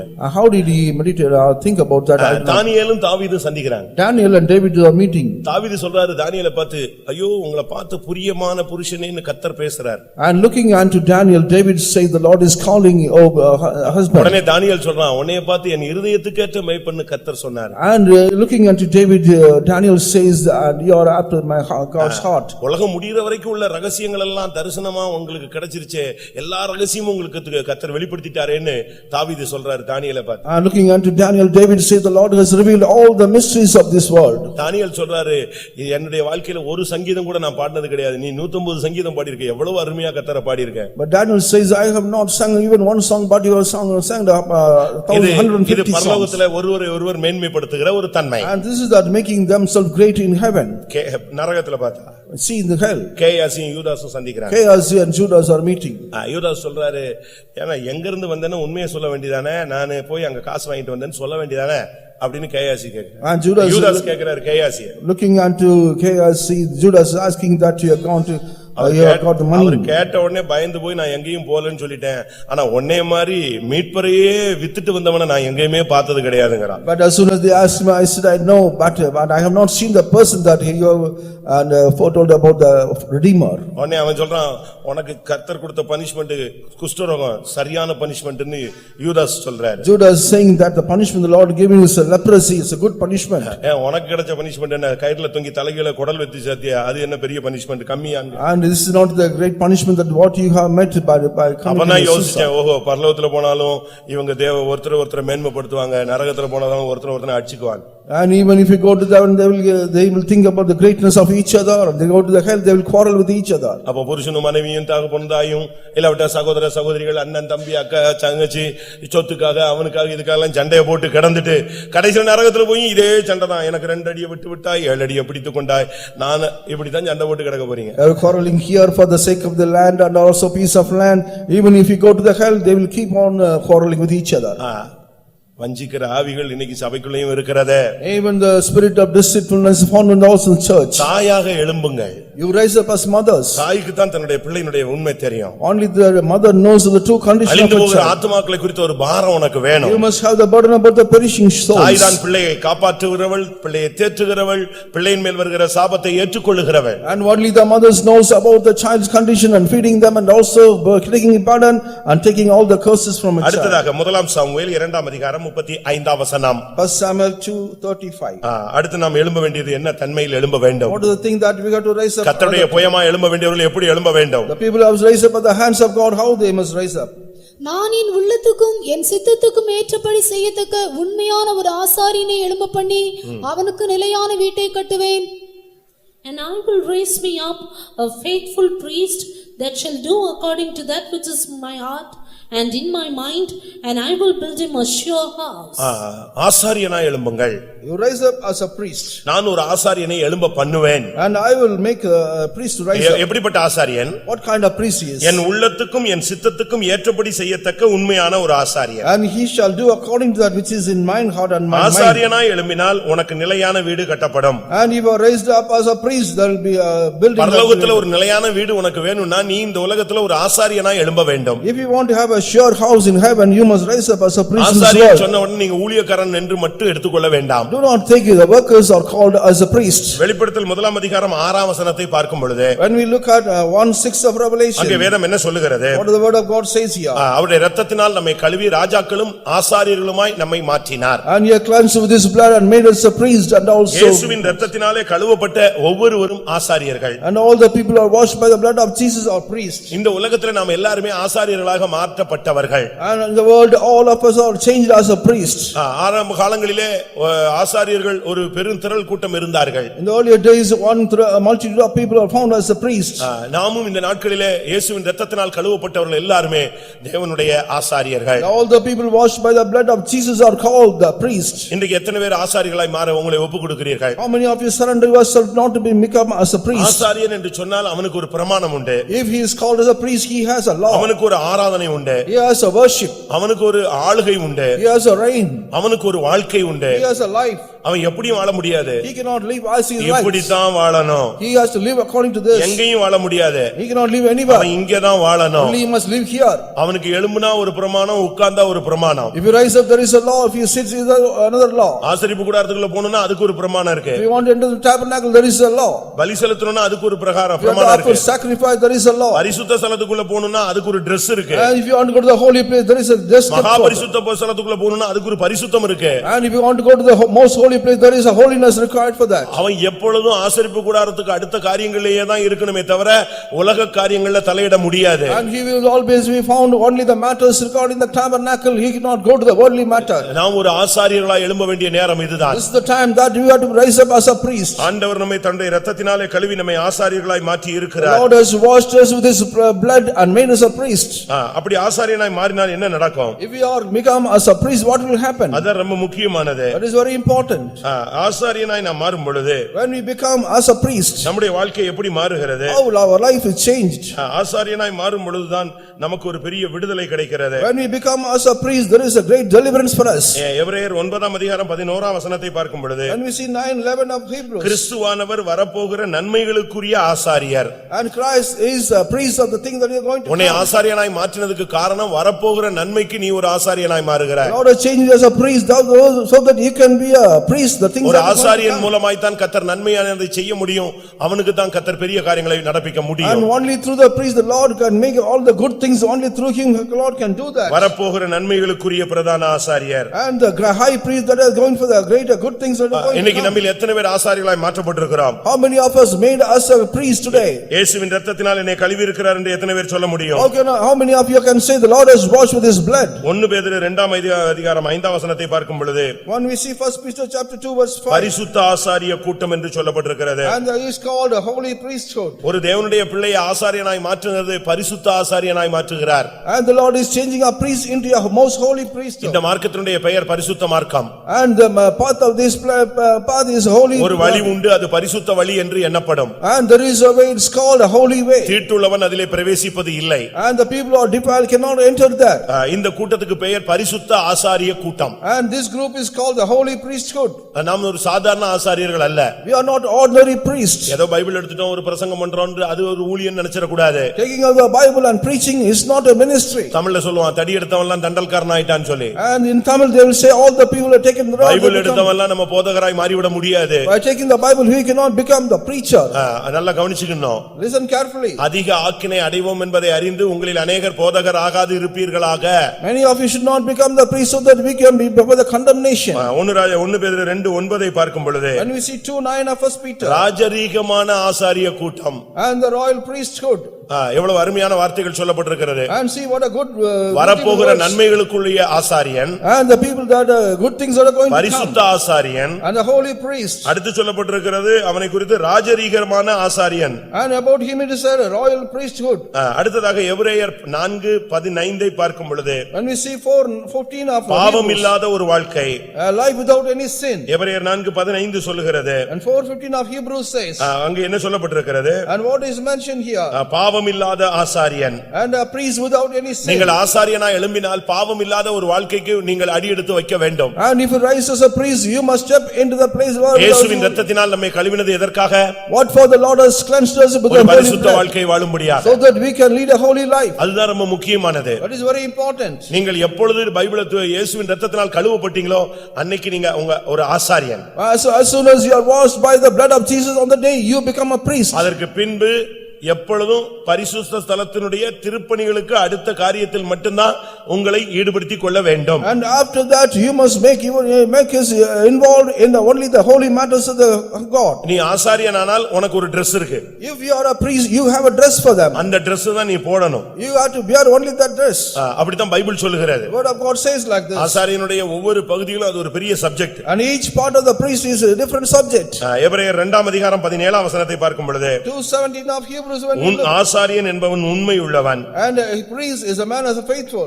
உண்மையுள்ள பிரதான ஆசாரியன் என்று சொல்லப்பட்டிருக்கிறது. And it is mentioned as a faithful high priest. இந்த பாதையில வந்த பிறகு நாம் உண்மையா இருக்கணும். After coming to this way, we must be faithful. மோசடி வேலையில தலையிட கூடாது. And we should not go in other matters. வஞ்சிக்கிற வேலையில தலையிட கூடாது. We must not go to the deceitful matters. ஏமாத்துற வேலையில தலையிட கூடாது. We must not go to the people to cheat. எனக்கு என்ன வருத்தம் சொன்னா, What I am grieved about. தவறுவது மனித இயல்புன்னு நம்ம பேசுறோம். And we speak that only the ஆனா fault is. திருந்துவது தெய்வீகம்னு சொல்றாங்க. And only they call this divinity. ஒரு தவறு செய்யும் பொழுது அது தவறு செய்யும் பொழுது உனக்கு உணர்வு இல்லனாலும் தேவனுடைய வார்த்தைகளை கேட்கும் போதாவது உனக்கு என்ன வரணும், ஒரு உணர்வு வரணும், நம்ம தப்பு விட்டு செஞ்சிட்டோம் அப்படி. And as soon as you make a mistake, you must have the feeling, at least by hearing the word of God, you must have that feeling. சில வண்டியில பாத்தீங்கன்னா ஸ்பீடாமீட்டர் வர்க் பண்ணாது. In certain vehicles, speedometer will not work. அப்படிதானே? அதனால எவ்வளவு ஸ்பீட்ல போகுதுன்னு தெரியாது. And we do not know what's kind of அதுபோல ஒரு சிலருடைய இந்த மனசாட்சி மீட்டர் வேலை செய்யாது. And like that, the conscience meter will not என்ன work. தப்பு பண்ணாலும் அவன்பாட்டுக்கு வருவான், அவன்பாட்டுக்கு போவான், என்ன பிரசங்கம் பண்ணாலும் அது உள்ள போய் சேராது, பாயிண்டே பண்ணாது. And whatever coming to hear wrong things, it will not work. Whatever the message he hears, it will not work for him. ஒரு தப்பு பண்ணிட்டு அவன் மனசு அடிச்சுக்கிட்டே இருக்கணும், அதை கிளியர் பண்ற வரைக்கும் அதை அடிச்சுக்கிட்டே இருக்கணும். And when you come into a mistake, and it will keep on pricking you. இந்த கார்ல ஏறின உடனே நீங்க பெல்ட் போடலைன்னா கத்திக்கிட்டே இருக்கும் அந்த வண்டி. And if you do not put your belt, it will give you a sound. அப்படிதானே? இப்ப புதிய வண்டி எல்லாம் பாத்தீங்கன்னா அந்த பெல்ட் நீங்க போடுற வரைக்கும் அது சவுண்ட் கொடுத்துக்கிட்டே இருக்கும். The new vehicles, until you put the belt, it will keep on sounding. கொஞ்சம் பழைய வண்டியை பாத்தீங்கன்னா பெல்ட் போடுற வரைக்கும் அந்த ஒரு சிக்னல் கொடுத்துக்கிட்டே இருக்கும். And in the old vehicles, we put the vehicle, they will be giving a signal. ஆனா சில வண்டிகள்ல நீ என்ன பண்ணாலும் ஒண்ணுமே சொல்லாது. But in certain vehicles, whatever you do, அதுபோல என்ன பிரசங்கம் கேட்டாலும், என்ன எவனை ஏமாத்தினாலும், வஞ்சித்தாலும், சண்டை போட்டாலும், கெட்ட வார்த்தை பேசினாலும் ஒரு சிலருக்கு மனசாட்சி வேலையே செய்யறது இல்ல. and whatever the message they hear, whatever they commit, the wrong things they commit, the conscience will not work. சரி, புருஷனுக்கு தான் மண்டையில ஒண்ணுமே வர்க் பண்ணல, மனைவிக்காவது வர்க் பண்ணுனா அது இதுக்கு ஏத்த ஜாடிக்கு ஏத்த மூடி தானே சேர்ந்து வச்சிருக்கு. At least the husband does not have any mind, at least the wife should have the mind, but both of them in the same thing. அதுக்கும் ஒண்ணுமே வர்க் அவுட் ஆகல. Even it's not working for anything. பிரியமானவர்களே, நாமும் இப்படி போக கூடாது. We should not go like this. சவுலின் சால்வையின் தொங்கலை அறுத்து கொண்டது நிமித்தம் தாவீதினுடைய மனது அடித்துக்கொண்டே இருந்தது. அவனை கூப்பிட்டு பேசி விஷயத்தை சொல்லிட்ட பிறகுதான் அவன் மனசு அடிக்கிறது நிப்பாட்டிச்சு. And because he cut the soul of his soul, his mind was pricking him until he repented for that. அதே தாவீதினுடைய மனது, The same mind of David. பத்சேபாளை தொட்டபோது அடிக்கவில்லை. As soon as he touched Bathsheba, he did not அவளோடு work. பாவம் செய்தபோது அடிக்கவில்லை. And he did not work when he அவ புருஷனை கொன்னபோது அடிக்கவில்லை. my husband was killed, he did not work. காரணம் என்ன? What is the reason? அந்த துவக்க காலத்தில் இருந்த சுத்த மனசாட்சி அவன் இழந்து போயிருந்த ஒரு காலம். And he lost the early clean heart what he had in the early days. நீ ஒரு ஆசாரியனா இருந்தால் இயேசுவின் இரத்தத்தினால் கழுவப்பட்டவன். If you are a priest, you are the person washed by the blood of Jesus. உனக்குள்ள ஒரு பரிசுத்தம் இருக்கும். You have a holiness within you. உனக்கு ஒரு ராஜரீகம் இருக்கும். And you have the royal priesthood. ஒரு பாவம் இல்லாத ஒரு வாழ்க்கை இருக்கும். You will have the sinless life. ஒரு உண்மையுள்ள ஒரு வாழ்க்கை இருக்கும். You will have the faithful life. அதனால தான் கர்த்தர் சொல்லுகிறார், கர்த்தரின் புயமே நீ தாயாக எழும்பு. Oh, that's what the word of God says. Oh, you rise up as a mother. ஜனமே, நீ ஒரு ஆசாரியனா எழும்பு. Oh, child of God, you rise up as a priest. Amos 2ஆம் அதிகாரம் 11ஆம் வசனம். Amos 2:12. ஆமோஸ் 2ஆம் அதிகாரம் 11ஆம் வசனம். 2:11 of Amos. உங்கள் குமாரரில் சிலரை தீர்க்கதரிசிகளாகவும் உங்கள் வாலிபரில் சிலரை நசரேயராகவும் எழும்ப பண்ணினேன். இஸ்ரவேல் புத்திரரே, இப்படி நான் செய்யவில்லையா என்று கர்த்தர் கேட்கிறார். And I raised up of your sons and of prophets and of your young men for Nazarites, is not even thus, O ye children of Israel, says the Lord. ஒன்று, அங்க ரெண்டு காரியம் சொல்லப்பட்டிருக்கிறது. Two things are mentioned here. ஒன்று தீர்க்கதரிசி, மற்றொன்று நசரேயன். And one is a prophet, another is a Nazarite. ஒவ்வொரு தேவனுடைய பிள்ளைகளும் கர்த்தருடைய தீர்க்கதரிசிகள். And each child of God is a prophet of God. தீர்க்கதரிசனம் சொன்னாதான் தீர்க்கதரிசின்னு இல்ல, நீ விசுவாசித்தாலே நீ ஒரு தீர்க்கதரிசி தான். Not by saying a prophecy is a prophet when you have a belief அந்நிய or பாஷை பேசி faith. கத்திட்டு சொல்றதுதான் தீர்க்கதரிசனம் என்று அர்த்தம் அல்ல. You cannot say only the people who have prophecy is a prophet. ஒரு சிலர் அந்நிய பாஷை பேசுவாங்க, தீர்க்கதரிசனம் அதோட சேர்ந்து சொல்லுவாங்க. உட்கார்ந்திருக்கவனுக்கும் புரியாது, கேட்கிறவனுக்கும் புரியாது. And some people will give a prophecy, they will speak in tongues, the people do not understand what they speak. அந்நிய பாஷை பேசுறது தப்புன்னு நான் சொல்ல வரல. I do not find faulting with the people speaking in அந்நிய tongues. பாஷை மூலமா உனக்கு கிடைச்ச அந்த தீர்க்கதரிசனத்தை அந்நிய பாஷையை நிறுத்திட்டு மெசேஜ் மட்டும் அழகா கன்வே பண்ணு. And you stop speaking in tongues, you convey the message what the Lord has given to you. அந்நிய பாஷையும் கத்தி, தீர்க்கதரிசனம் கத்தி அங்க இருக்கிறவங்களுக்கு ஒண்ணுமே புரியாம சொல்றது அது ஒரு தீர்க்கதரிசனம் போலவே இருக்காது. And not the people not able to understand your prophecy or you are speaking in tongues. First message receive பண்ணு. And first of all you give the message. Message முதல்ல கொஞ்ச நேரம் ஜெபிச்சு ரிசீவ் பண்ணு. You receive the message by praying for a little time. என் பிள்ளையேன்னு பரலோகத்துல இருந்து start பண்ண உடனே நீ என் பிள்ளையேன்னு ஸ்டார்ட் பண்ண வேண்டாம். என் பிள்ளையேன்னு சொல்லி முடிச்சதெல்லாம் உன்கிட்ட வந்து சேரட்டும். And all the things whatever was told from heaven, let it come closer to them. அந்த தீர்க்கதரிசனம் உனக்கா சபைக்கான்னு அனலைஸ் பண்ணு. You just analyze whether the prophecy is for you or for the church. உனக்கு அப்படினா அமைதியா உட்கார்ந்துக்க. If it is for you, you keep it silent. உன்னை correct பண்ணிக்க. And you prepare yourself. உன்னை சரிப்படுத்திக்கோ. You set right yourself. அது சபைக்குன்னு சொன்னா next நீ develop பண்ணி வெளிய கொண்டு வரலாம். And if it is for the church, you develop it and give it to the church. அப்படி நீ சொல்லும் பொழுது அந்நிய பாஷை பேசணும்னு அவசியம் இல்ல. When you speak like this, it's not necessary to speak in tongues. அதனால தான் கொரிந்தியர்ல சொல்லி இருக்கு இப்படி அந்நிய பாஷையில கத்தும்போது மத்தவனுக்கு புரியாம எல்லாரும் குழம்புறான். அந்நிய பாஷை சொல்றவன் அர்த்தத்தோட சொல்லுன்னு. அதனால தான் அந்நிய பாஷையை நிப்பாட்டிட்டு அழகா மெசேஜ் மட்டும் பாஸ் பண்ணு. That is what mentioned in the Corinthians, you must stop speaking in tongues, you must give the message to the church. அப்படி சொல்லும்போது அந்த வேர்ட் வந்து அந்த பாதிக்கப்பட்டு நொந்து வெந்து போய் எங்கேயோ ஒருத்தன் உட்கார்ந்திருப்பாங்க. அவங்களுக்கு போய் டச் ஆகும். And the same would also touch the person who has got a broken heart and was very much grieved. அது கரெக்ட்டா போய் ரீச் ஆகும். It will correctly reach the person. அதை விட்டுவிட்டு நீங்க அந்நிய பாஷை பேசிட்டு கத்தும்போது ஒரு மாதிரி சொல்லும்போதெல்லாம் அந்த ரீச் ஆக வேண்டிய ஆளுக்கு ரீச் ஆகாது. கர்த்தர் என்ன பண்றாரு?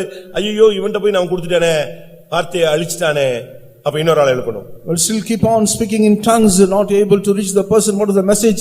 But the Lord will be grieved that I have given to only this person. முதலாவது கர்த்தர் தீர்க்கதரிசிகளாக எழுப்புகிறார். First of all, the raising up of prophets. தீர்க்கதரிசனம் சொன்னாதான் தீர்க்கதரிசி அல்ல.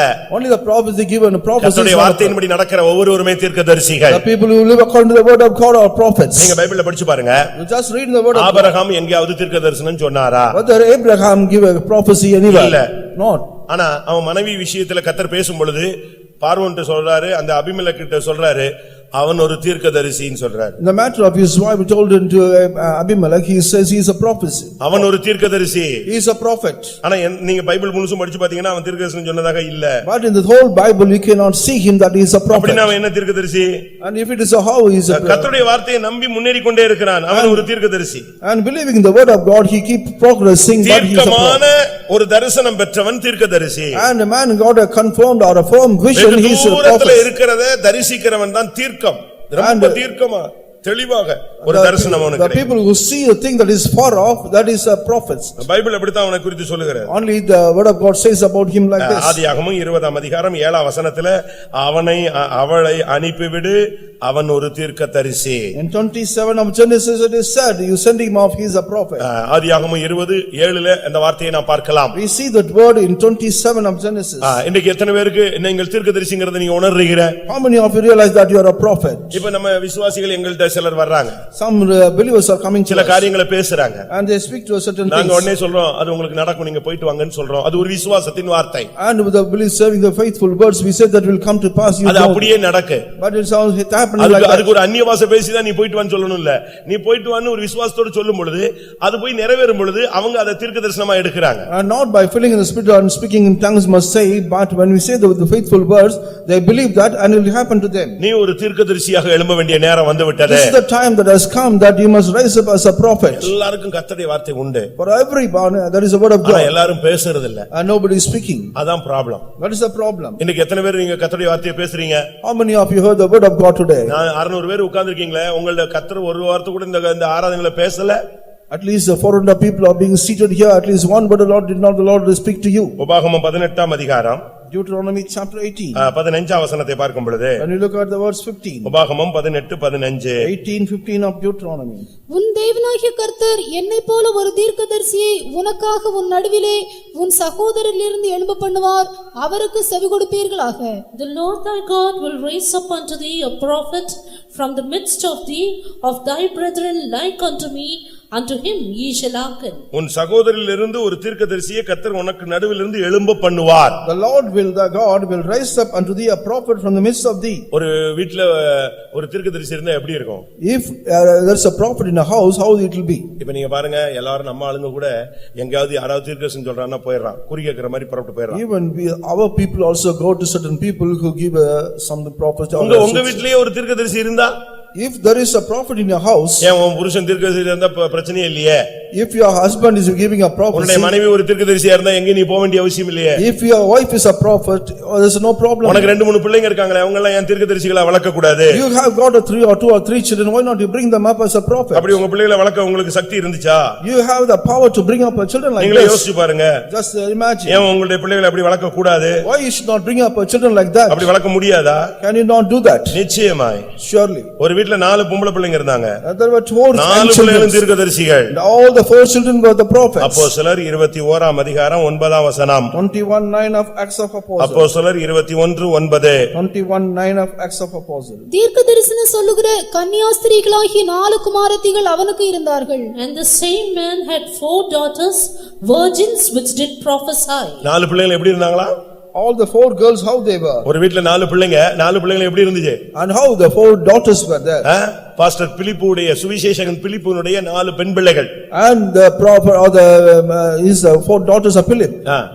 4 பிள்ளைகள் எப்படிப்பட்ட பிள்ளைங்க? And what kind of daughters they were? சொல்லுங்க. 4 பிள்ளைகள் எப்படிப்பட்ட பிள்ளைங்க? கன்னியாஸ்திரிகளாகிய தீர்க்கதரிசனம் சொல்லுகிற 4 பிள்ளைகள். And 4 daughters virgin which did prophecy. ஒன்னு ஊர்ல சுத்தாது, கெட்ட பேர் எடுக்காது, அங்க வண்டியில போகாது, இங்க வண்டியில போகாது, கண்ணை இப்படி திருப்பிச்சு அப்படி திருப்பிச்சு அந்த பொண்ணை அங்கே பார்த்தேன் இங்கே பார்த்தேன், எந்த ரிப்போர்ட்டும் கிடையாது.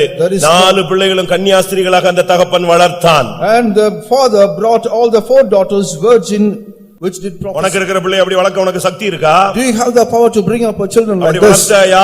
Did you bring up a children like this? நீ இதுக்கு ஒரு பதில் சொல்லி பார். You just give an answer for the Lord. உன் பையங்களை அப்படி வளர்த்திருக்கீங்களா? 4 பையங்கள் இருக்காங்களா? 2 பையன் இருக்கான், 3 பொண்ணு இருக்கு, எல்லாம் தீர்க்கதரிசனம் சொல்ற பிள்ளைகளா? Did you bring up sons of 2 daughters or 2 sons? Did you bring up like this? தீர்க்கதரிசிகளா எழும்ப பண்ணுவேன்னா யாரு? எங்கேயோ ஒருத்தன் எழும்புவான், நீ போய் காணிக்க கொடுத்துட்டு அங்க போய் தீர்க்கதரிசனம் கேட்டு வருவே, அவன் சொல்லுவான் உனக்கு 4 பிசாசு இருக்குன்னு. உடனே நீ அதை பிடிச்சிக்கிட்டு எனக்கு 4 பிசாசு பிடிச்சிருக்குன்னு அங்க போன சொன்னாங்க. 4 பிசாசு துரத்துனானா? துரத்தல இல்ல, அதோட தானே திரும்பி இங்க வந்திருக்கிற. And you will go to some other place, they will say that you are possessed with the devils, you have come without being chased him off. நான் ஒரு சபையில இருந்தேன். I was in a church. அத தகப்பன் தீர்க்கதரிசனம் சொல்லுவார்.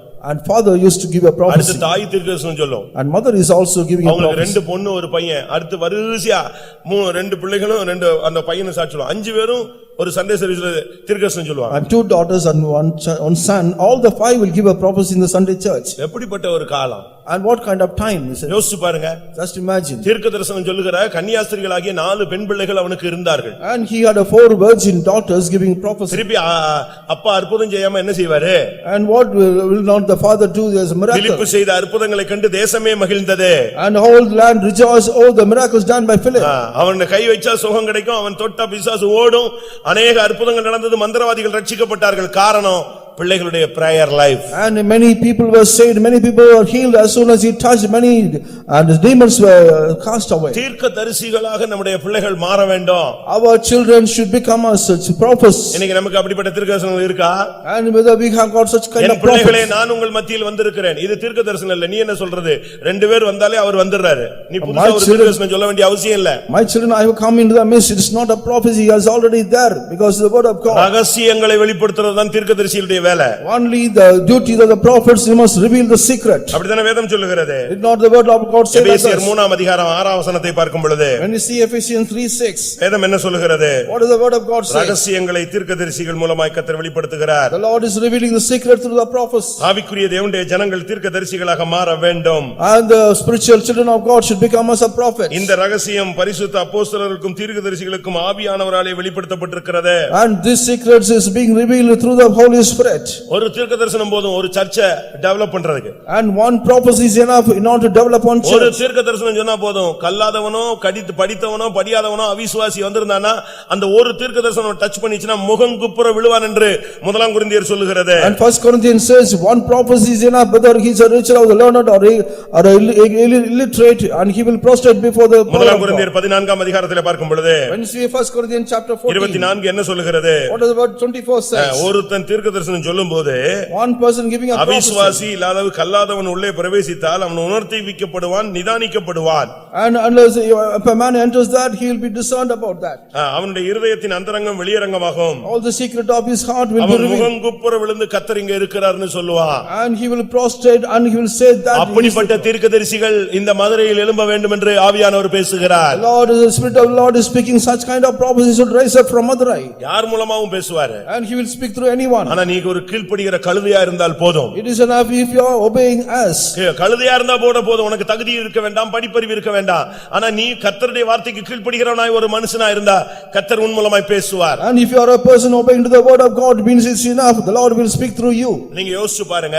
Just imagine. ஏன் இன்றைக்கு தீர்க்கதரிசிகள் இல்லை? Why there is no prophets? அதனால தான் பிசாசு ஓட மாட்டேங்குது. And only for this கர்த்தரின் புயமே பூர்வ நாட்களைப் போல எழும்பு, வலு சர்ப்பத்தை வதைக்கலாம். And you can wound the dragons when you rise up in the early days. கர்த்தருடைய வார்த்தைக்காக காத்திருங்கள். And you wait for the word of the Lord. Sunday சர்வீஸ்க்கு புறப்படுறதுக்கு முன்னால நேத்து நைட்ல இருந்து நீங்க ஜெபிச்சிட்டே வரணும். And before you come to the Sunday morning service, from last night itself you must start praising and ஆண்டவரே praying. நான் சர்வீஸ்க்கு போறேன். Lord, I am going to the church. என் மூலமாய் பேசும். Lord, you speak through me. என்னோடு பேசும். You speak to me. ஒரு தீர்க்கதரிசி எனக்கு தெரியும். I know one prophet. சைக்கிள்ல வருவார். Used to come by main ரோட்ல நான் அவரை ஒரு நாள் பார்த்தேன், அழுதுகிட்டே வராரு. I could see him in the on the நான் traffic. சொல்றது பொய் அல்ல. It's not a lie. கண்ணீர் வடியுது. And the tears were flowing down. ரோட்ல இருந்து ஆள் அழுதுட்டு வராருன்னு நான் பார்த்தேன். I thought the man will stop. முடிஞ்ச பிறகு நான் கேட்டேன். அங்க தீர்க்கதரிசனம் சொன்னாரு. முடிஞ்ச பிறகு கேட்டா தீர்க்கதரிசனம் சொல்லும்போது அழுதுட்டு இருந்தாரு. அவர் சொன்னாரு, வரும்போது மெசேஜ் எல்லாம் எனக்கு சொல்லிட்டாரு. இன்னைக்கு இந்த தீர்க்கதரிசனம் சொல்லி நான் இத்தனை பேரை சந்திக்க போறேன்னு சொல்லிட்டாரு. ரோட்ல அழுதுகிட்டு மெசேஜ் வாங்கிட்டு வர்றான். Even while I was coming to the church, the Lord spoke to me about the message the Lord is going to give to the church. ஒரு மராட்டி கேளும் ஒரு பிராமின் கேளும் உட்கார்ந்து ஜெபம் பண்ணுவாங்க. And in order to get a miracle, one used to join with the Marathi கேளும் ஒரு பிராமின் கேளும் உட்கார்ந்து ரெண்டு பேரும் ப்ரே பண்ணுவாங்க. They used to join and pray. ஒரு நைட் on night. இந்த பிள்ளை அவளுக்கு தீர்க்கதரிசனம் சொல்லுவா, அந்த பிள்ளை இவளுக்கு தீர்க்கதரிசனம் சொல்லுவா. And this girl will give a prophecy to her and she will also ஒரு அக்காவும் தங்கச்சியும் ஒரு பிரச்சனையில சிக்கிக்கிட்டாங்க. The elder sister and the younger sister got in a அவங்க கொஞ்சம் தூரம் போய் தான் அந்த இடத்துல போய் சில பிரச்சனைகளை ஃபேஸ் பண்ணனும். Only to go to certain extent they would face the problem. ரெண்டு பேரும் அழுதுகிட்டே போறாங்க, நம்ம என்ன பண்றதுன்னு. அக்கா கூட பிறந்த அக்காவும் தங்கச்சி. And they are going by crying. நடந்துகிட்டே அழுதுகிட்டு போறாங்க. And they are walking and also crying. அட்டால்னா ஆவியில் நிறைஞ்ச அக்கா தீர்க்கதரிசனம் சொன்னா. And immediately the elder sister got to fill up with anointing and give a prophecy. எங்க ஃபேன் போட்டு இப்படி ஒரு ஆராதனையில அல்ல. Not below the fan in நடு ரோட்ல. And I mean the road. நான் உன்னோடு கூட இருக்கிறேன். I am in with you. தைரியமாயிரு. Be bold. இன்னைக்கு நான் ஜெயத்தை கொடுப்பேன். I will give the victory today. அப்படி தான் தீர்க்கதரிசிகள். And only such a way the prophets. இன்னைக்குள்ள தீர்க்கதரிசிகள் எல்லாம் அந்த காலத்துல கிடையாது. And no prophets like such in the early days. இன்னைக்குள்ள தீர்க்கதரிசிகள் ரொம்ப சிம்பிளா அழகா ஜனத்தை பூஸ்ட் பண்ற மாதிரி பேசுறான். அன்னைக்குள்ளவன் அப்படி கிடையாது. நான் எப்படி எனக்கு சுகம் கிடைக்குமா, நீ சாகவே சாவாய் அப்படி. And today's prophets are boosting and the speaking like the boosting the people, but in the old days and surely you will die, they will speak like தேவனுடைய வார்த்தையை உள்ளபடி சொல்லுவன் தான் தீர்க்கதரிசி. And the prophet that is saying the word of God as such is a prophet. இன்னைக்கு எத்தனை பேர் தீர்க்கதரிசிகளாக எழும்புகிறோம்? How many of you raising up as a prophet? ஜனங்கள் தடுமாறும்போது ஒரு வசனம் வரணும், ஒரு வார்த்தை வரணும். அதுதான் தீர்க்கதரிசனம். When the people are stumbling, there must be a word. கரெக்ட்டான வார்த்தை வரும். Must be a right word. நான் இலங்கை போயிருக்கும்போது While I was in ஒரு ஊழியக்காரரை சந்தித்தேன். I met once. அப்ப அவர் சொன்னாரு, நான் தடுமாறி ஒரு டைம்ல நொந்து போய் இதோட ஊழியம் முடிஞ்சு போச்சோன்னு நான் ஒரு கூட்டத்துக்கு வந்திருந்தேன். And I stumbled and came to the meeting whether my ministry is over. எனக்கு ரொம்ப கஷ்டமா இருந்துச்சு. I was very much worried about that. அந்த கூட்டத்தை நடத்துறதுக்கு பாஸ்டர் ஜோயல் வந்திருந்தார். Pastor Joel came here not to conduct the meeting. அவர் நான் ரூம்ல போய் பார்த்தேன். I went and saw him in the room. எப்படியாவது அவர்ட்ட போய் நம்முடைய பிரச்சனையை ஷேர் பண்ணனும்னு போனேன். However, I must share my problem. அவர் நான் போய் முழங்கால் போட்ட உடனே ஒரு தீர்க்கதரிசனம் அடிச்சாரு. அதோடயே என் ப்ராப்ளம் தீர்ந்து போச்சு. இன்னைக்கு வரைக்கும் நான் நிக்கிறேன் ஊழியத்துல. As soon as I entered his room, he started to give a message through a prophecy and the message and the problem is over. தீர்க்கதரிசிகளாக மாற வேண்டிய காலம் இதுதான். This is the time that we must be changed as prophets. நீ ஒப்பு கொடுத்தா கர்த்தர் உன் மூலமா பேசுவார். If you surrender, the Lord will speak through you. நான் ஒரு சபையில இருந்தேன். I was in a church. அந்த சபையில சண்டே சர்வீஸ்ல ஒரு 8 வயசு பையன் தீர்க்கதரிசனம் சொல்லுவான். On the particular church, 8-year-old boy used to give a prophecy. சின்ன பையன், small boy. அது ஒரு centre ஃபெய்தாம். It's a center faithom. நான் விசுவாசியா இருந்தபோது நடந்த சம்பவத்தை சொல்றேன். This incident took place while I was எப்படினாலும் believer. ஒரு 1000 பேர் உட்கார்ந்திருப்பாங்க. At least 1000 would have been gathered. 8 வயசு பையன் அபிஷேகத்துல நிரம்புவான் பாருங்க. இந்த 1000 பேருடைய அபிஷேகத்தையும் பீட் பண்ணும் அந்த sound. And he will fill in the spirit, he will stop all the 1000 people's anointing. தீர்க்க தரிசனம்னா வாயில எக்காலத்தை வைக்கணும். கிணத்துக்குள்ள இருந்துட்டு பேசுற மாதிரி பேசிக்கிட்டு பக்கத்துல உள்ளவனு கூட கேட்காம தீர்க்க தரிசனம் சொல்றதுக்கு அதுக்கு நீ சொல்ல வேண்டாம். And you need not tell a prophecy by giving with a low voice. அந்த அபிஷேகம் வரும்போது ஹோல் சர்ச் அப்படி ஆஃப் ஆயிடும். When the anointing comes, all the whole church will அந்த stop. 8 வயசு பையன் அடிப்பான் பாருங்க தீர்க்க தரிசனம். கத்தர் அங்க ஆள் இல்ல போல் இருக்கு, அதனால அவனை வச்சு பேசியிருக்கேன். And 8-year-old boy used to talk like a big man. நம்ம கத்தர் தீர்க்கதரிசிகளாக நாம் மாறி இருக்கிறோமா? Whether we have changed as a prophets. வரணும். Come like this. அதுக்காக சனிக்கிழமை காத்திரு கூட்டத்துக்கு வரணும். Must come to tarrying meeting. உங்களை நீங்க சுத்திரிச்சுக்கணும். You must sanctify yourself. Miss ஆயிடுச்சுனா நைட் 10 மணி ஜெபத்துக்கு வரணும். You must come at 10 o'clock prayer.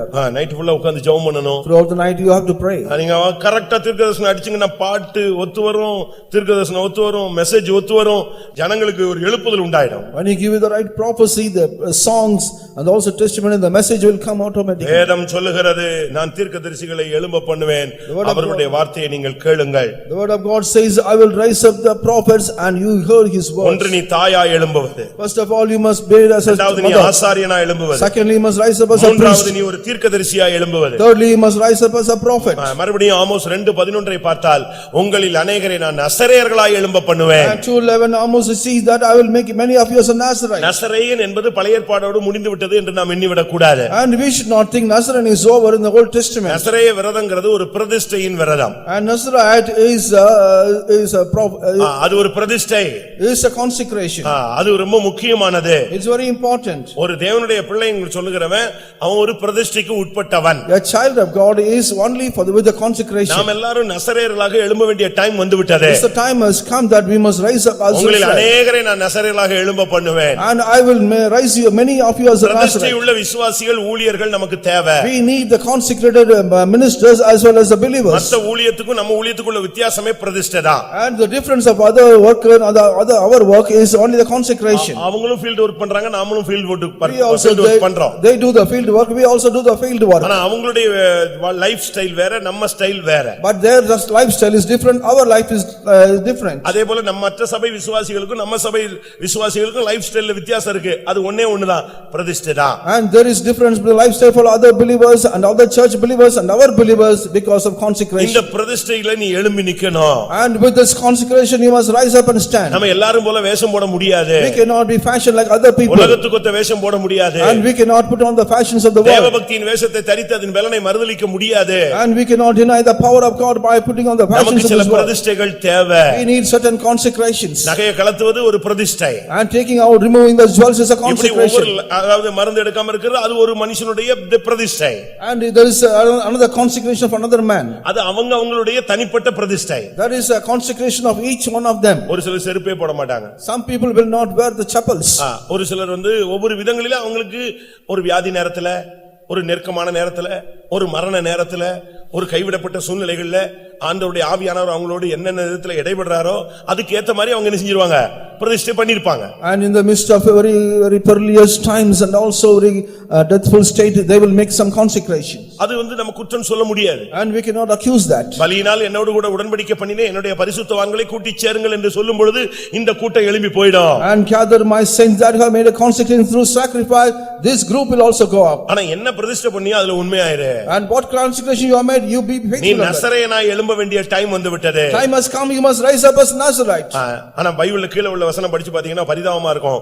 நசரேயர்களுக்கு அவர்கள் திராட்சரசத்தை குடிக்க கொடுத்தார்கள். And for them the Nazarite they give the wine to drink. பிரதிஷ்டையை உடைக்க கூடாது. You should not break the consecration. மற்றவருடைய தீர்மானத்தை நீ உடைக்க கூடாது. You should not break the others' decisions. ஊழியக்காரனுடைய பிரதிஷ்டையை விசுவாசிகள் உடைக்க கூடாது. And you should not break the consecration of the workers. விசுவாசிகளுடைய பிரதிஷ்டையை ஊழியர்கள் உடைக்க கூடாது. And the workers should not break the consecration of the believers. ஒருத்தர் ஒவ்வொருடைய பிரதிஷ்டையை நீங்கள் உடைக்க கூடாது. Each one of you should not break the consecration of others. சரியான விதத்திலே உங்களுடைய நசரேய விரதத்தை நீங்கள் காப்பாற்ற வேண்டும். And you must preserve the Nazarite in a right way. அது ஒரு பெரிய subject. That's a great subject. அது தேவைப்படும்போது நாம் பார்க்கலாம். When it's needed we can look into that. அவனுடைய நசரேயனுக்கு பல பிரதிஷ்டைகள் இருக்கு. There are many consecrations for the Nazarite. ஒரு சிலர் ஒவ்வொரு விதத்துக்குள்ளே தங்களை உட்படுத்திக் கொள்வார்கள். And some people will put them himself in the right place. சில நசரேயர்கள் சாகிற வரைக்கும் நசரேயர்கள்.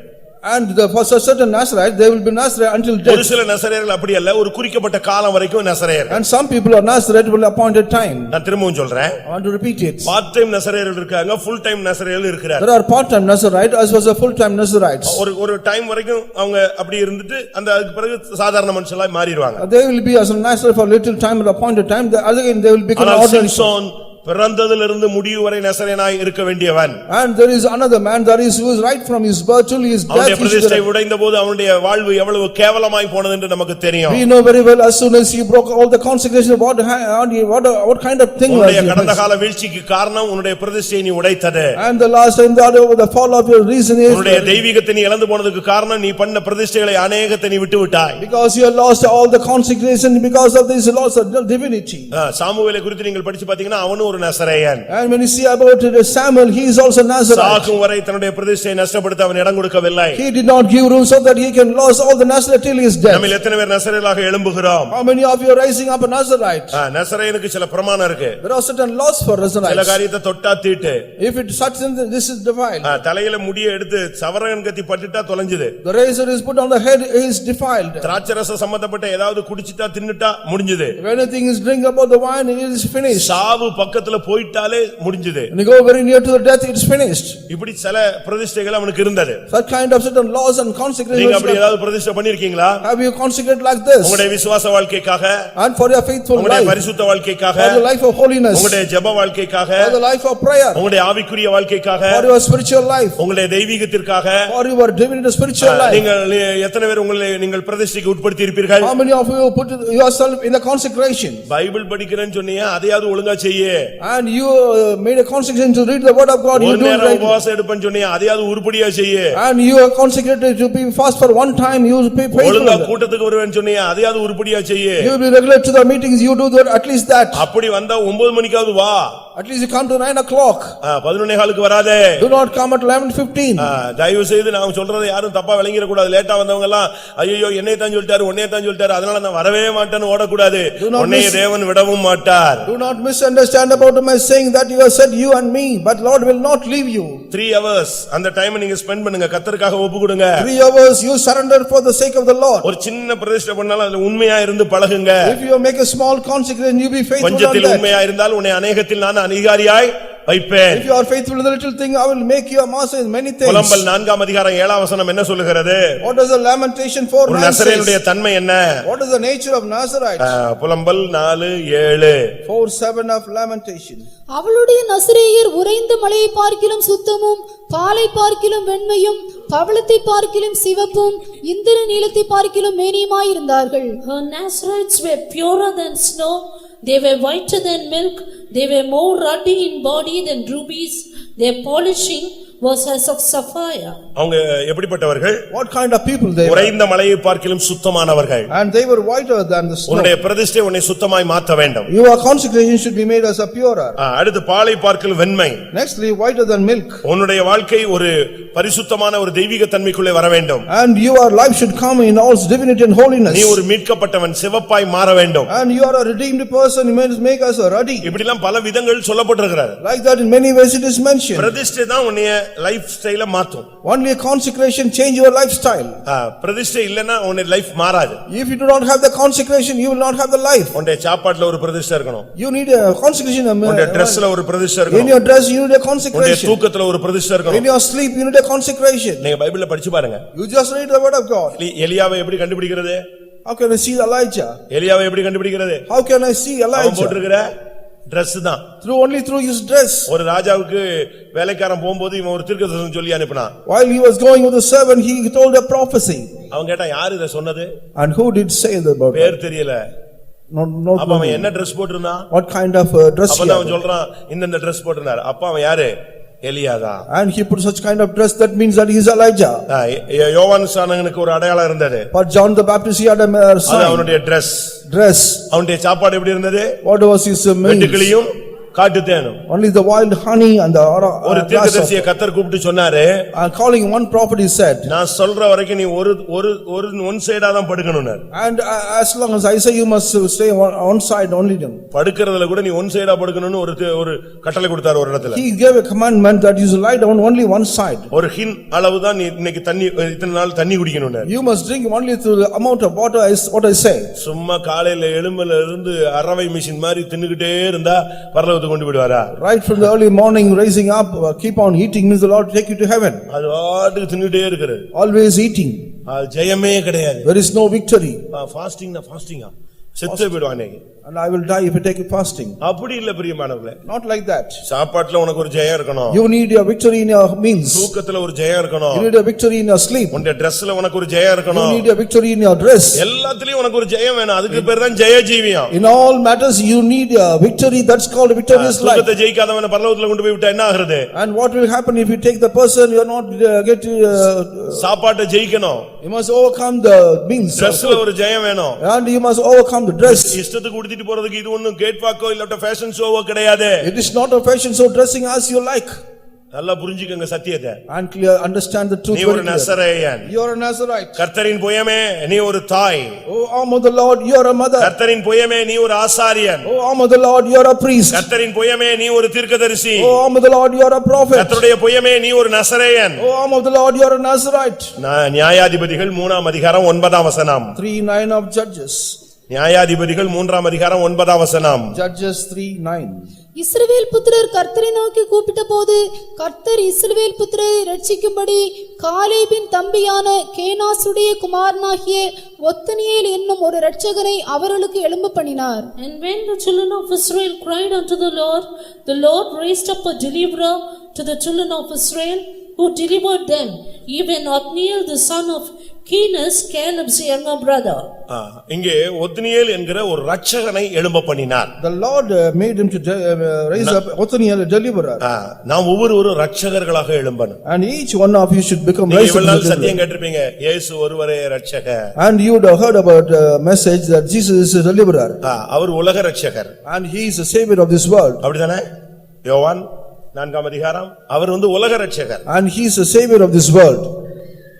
நீ மதுரை இரட்சகனாக வரணும். You must become a savior of Madurai. 4:42.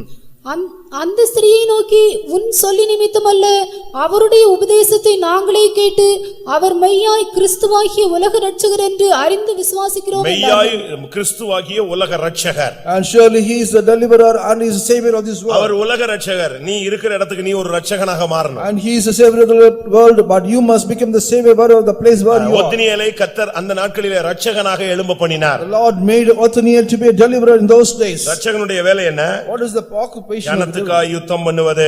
To fight for the people. ஜனத்துக்காய் ஜெபிப்பது. To pray for the people. ஜனத்துக்காய் போராடுவது. And to strive for the people. ஜனத்தை விடுவிப்பது. And to deliver the people. ஜனத்தை துஷ்டனுடைய கையிலிருந்து நீங்கலாக்குவது. And to take away the people from the wicked's hand. நியாயாதிபதிகள் 3:15. 3:15 of Judges.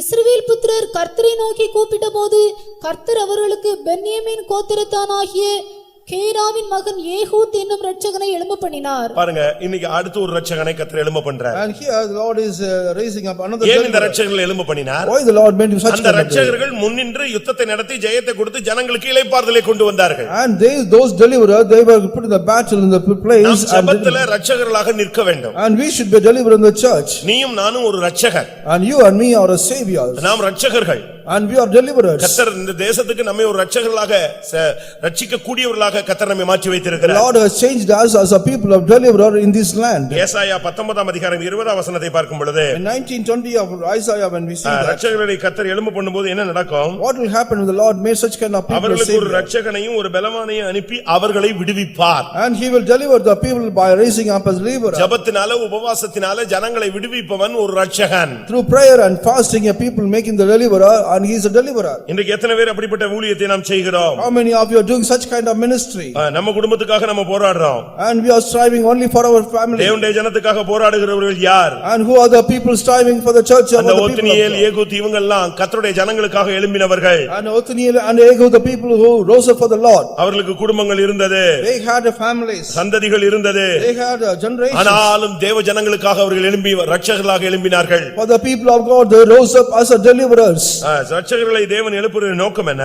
What is the purpose the Lord is raising up ஜனங்களை deliverers? விடுவிப்பது. Not to deliver the people. ஜனங்களுக்கு கர்த்தர் கை பிசாசின் பிடியிலிருந்து விடுதலை கொடுப்பதற்காக. And to take away the people from the clutches of Satan. இரண்டாம் ராஜாக்கள் 13ஆம் அதிகாரம் 5ஆம் வசனத்தை பார்க்கும் பொழுது And we see 13:5 of 2 Kings. கர்த்தர் இஸ்ரவேலுக்கு ஒரு ரட்சகனை கொடுத்ததினால் அவர்கள் சீரியனுடைய கையிலிருந்து நீங்கலானார்கள்.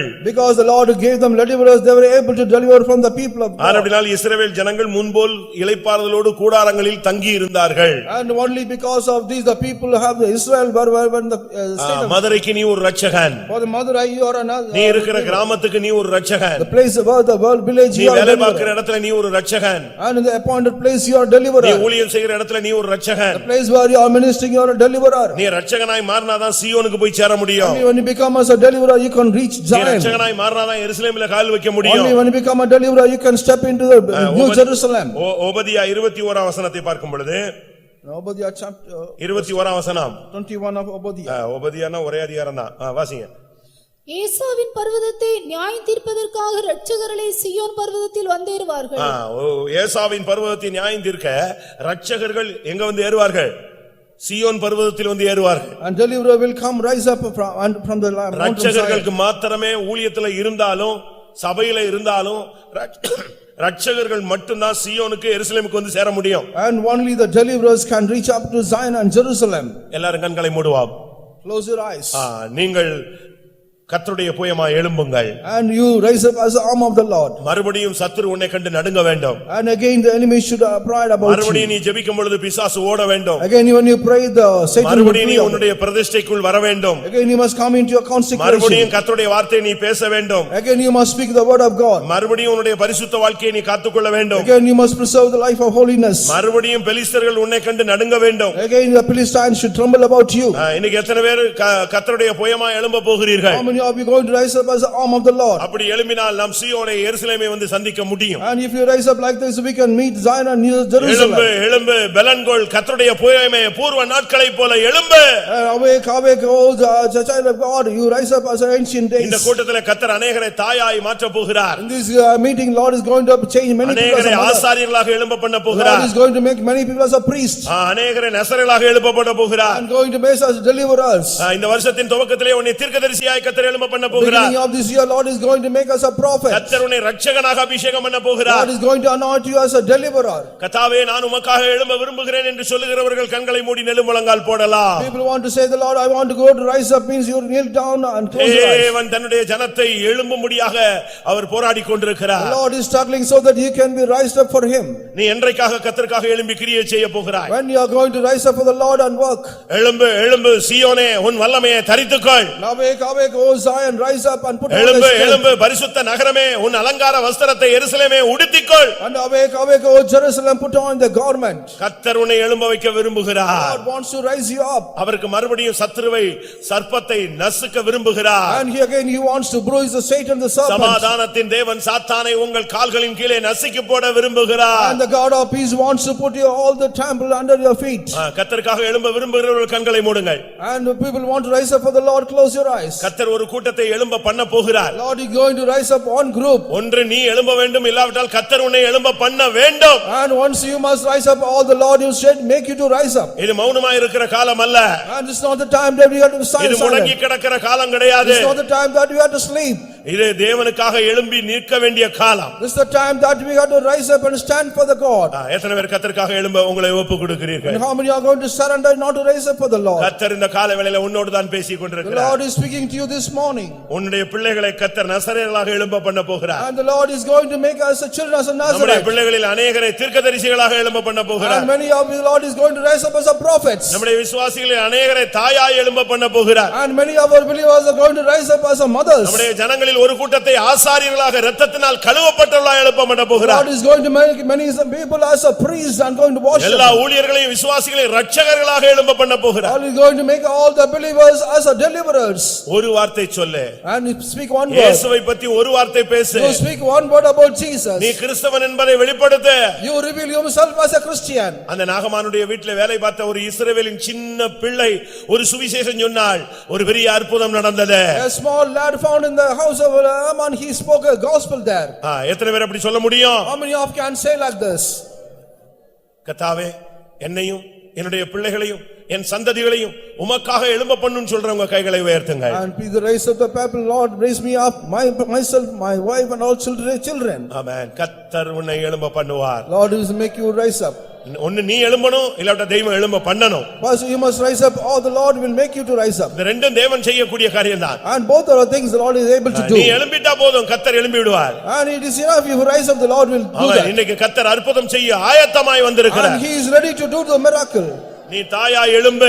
You rise up as a mother. கிராமங்கள் செழிக்கட்டும். Let all the villages. ஆசாரியனா எழும்பு. You rise up as a priest. ஜனங்களுக்கு மீட்பு உண்டாகட்டும். And let the redemption take place in the church. தீர்க்கதரிசியா எழும்பு. You rise up as a priest. ஜனங்களுக்கு வார்த்தை கிடைக்கட்டும். And let the people get the word. நசரேயனா எழும்பு. You rise up as a Nazarite. தேசத்திலே ரட்சிப்பு உண்டாகட்டும். Let there be salvation to this land. ரட்சகனா எழும்பு. You rise up as a deliverer. சத்துரு சிதறுண்டு ஓடட்டும். Let the enemies be scattered and run off. கர்த்தருக்காக எழும்புகிறவர்கள் எத்தனை பேர்? இல்லாவிட்டால் கர்த்தர் எழும்ப பண்ண வேண்டும் என்று காத்திருக்கிறவர்கள் எத்தனை பேர்? அவங்க மட்டும் கைகளை உயர்த்துங்க. நீங்க வந்துட்டு சும்மா போயிடக்கூடாது பிரியமானவர்களே. இந்த வார்த்தை எல்லாம் உன்னை விட்டு போகாது. தேவனுடைய வார்த்தை உன்னை விட்டு வெளியே போகாது. நீ சாகிற வரைக்கும் இந்த வார்த்தைகள் உன் ரெண்டு காதுலையும் தொனித்துக் கொண்டே இருக்கும். கர்த்தரின் புயமே எழும்பு. நீ தூங்கிக் கொண்டிருக்கும் போது இந்த வார்த்தை கேட்கும். நீ படுக்கையில இருந்து எழும்பி உட்காரும் போது கேட்கும். நீ பஸ்ல போகும்போது கார்ல போகும்போது இந்த வார்த்தை கேட்கும். கர்த்தருடைய புயமே எழும்பு.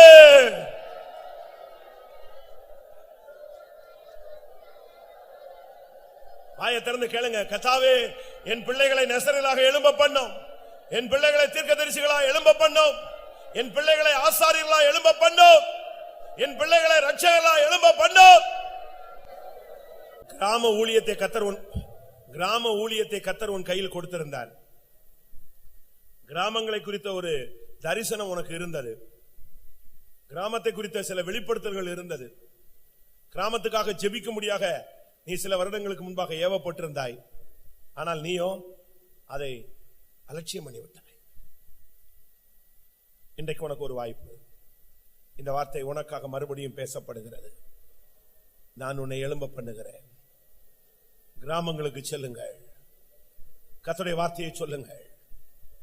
நீங்கள் போனால் போதும், அற்புதம் நடக்கும். நீ கால் வைத்தால் வீடுகளில் கிராமங்களில் பிசாசுகள் ஓடும்.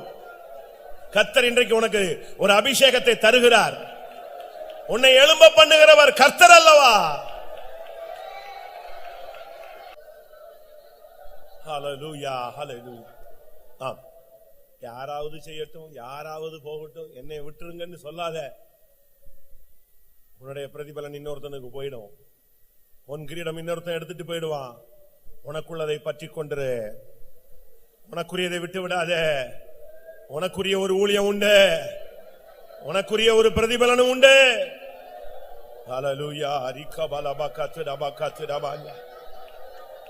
ஆமென், ஆமென், ஆமென், ஆமென், ஆமென்.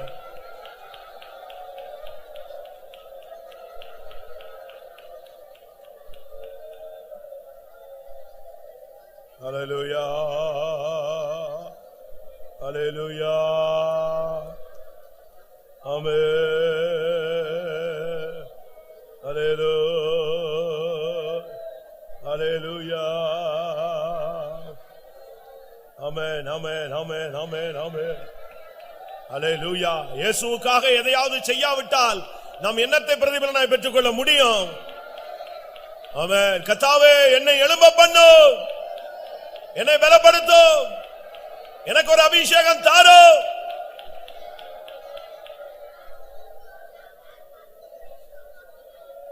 Hallelujah. Hallelujah.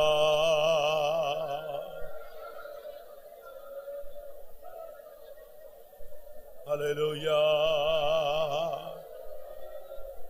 Amen. Praise the Lord. Amen.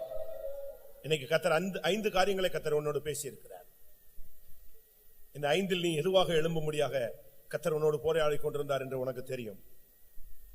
இந்த காலை வேளை உன் நிலவரத்தை மாற்றும்படியாக தேவன் கிரியை செய்து கொண்டிருக்கிற ஒரு அருமையான நேரம். கர்த்தர் திட்டவட்டமாய் உன்னோடு பேசி இருக்கிறார். அது உனக்குரிய வார்த்தை. கர்த்தர் இந்த கூட்டத்தில் அநேகரை தாயாக எழும்ப பண்ண போகிறார். அநேக தீர்க்கதரிசிகளை சபையிலே உருவாக்க போகிறார். நம்முடைய சபையிலே பிரதிஷ்டையுள்ள ஒரு கூட்டம் எழும்ப போகிறது. ஆமென். ஹல்லேலூயா, ஹல்லேலூயா, ஹல்லேலூயா, ஹல்லேலூயா. ஓ ரபகத் ரபகத் ரபகத் ரப. ஆமென். ஹல்லேலூயா.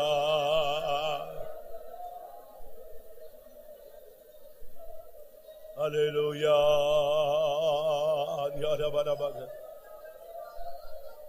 Amen, amen, amen, amen. Hallelujah. நல்ல போர் செய்து எம் ஜீவன் வைத்துமே, நல்கிய விசுவாசம் காத்துமே. நல்ல போர் செய்து எம் நல்கிய விசுவாசம் காத்துமே. என் கிரீடம் பெறவே அவளோடு நாளுமே, விசுவாச பாதையில் செல்லவே. என் கிரீடம் பெறவே அவளோடு நாளுமே, விசுவாச பாதையில் செல்லவே. செல்லுவோம், முன் செல்லுவோம், நாம் விசுவாசிப்போம், என்னாரு தெரிவோம்.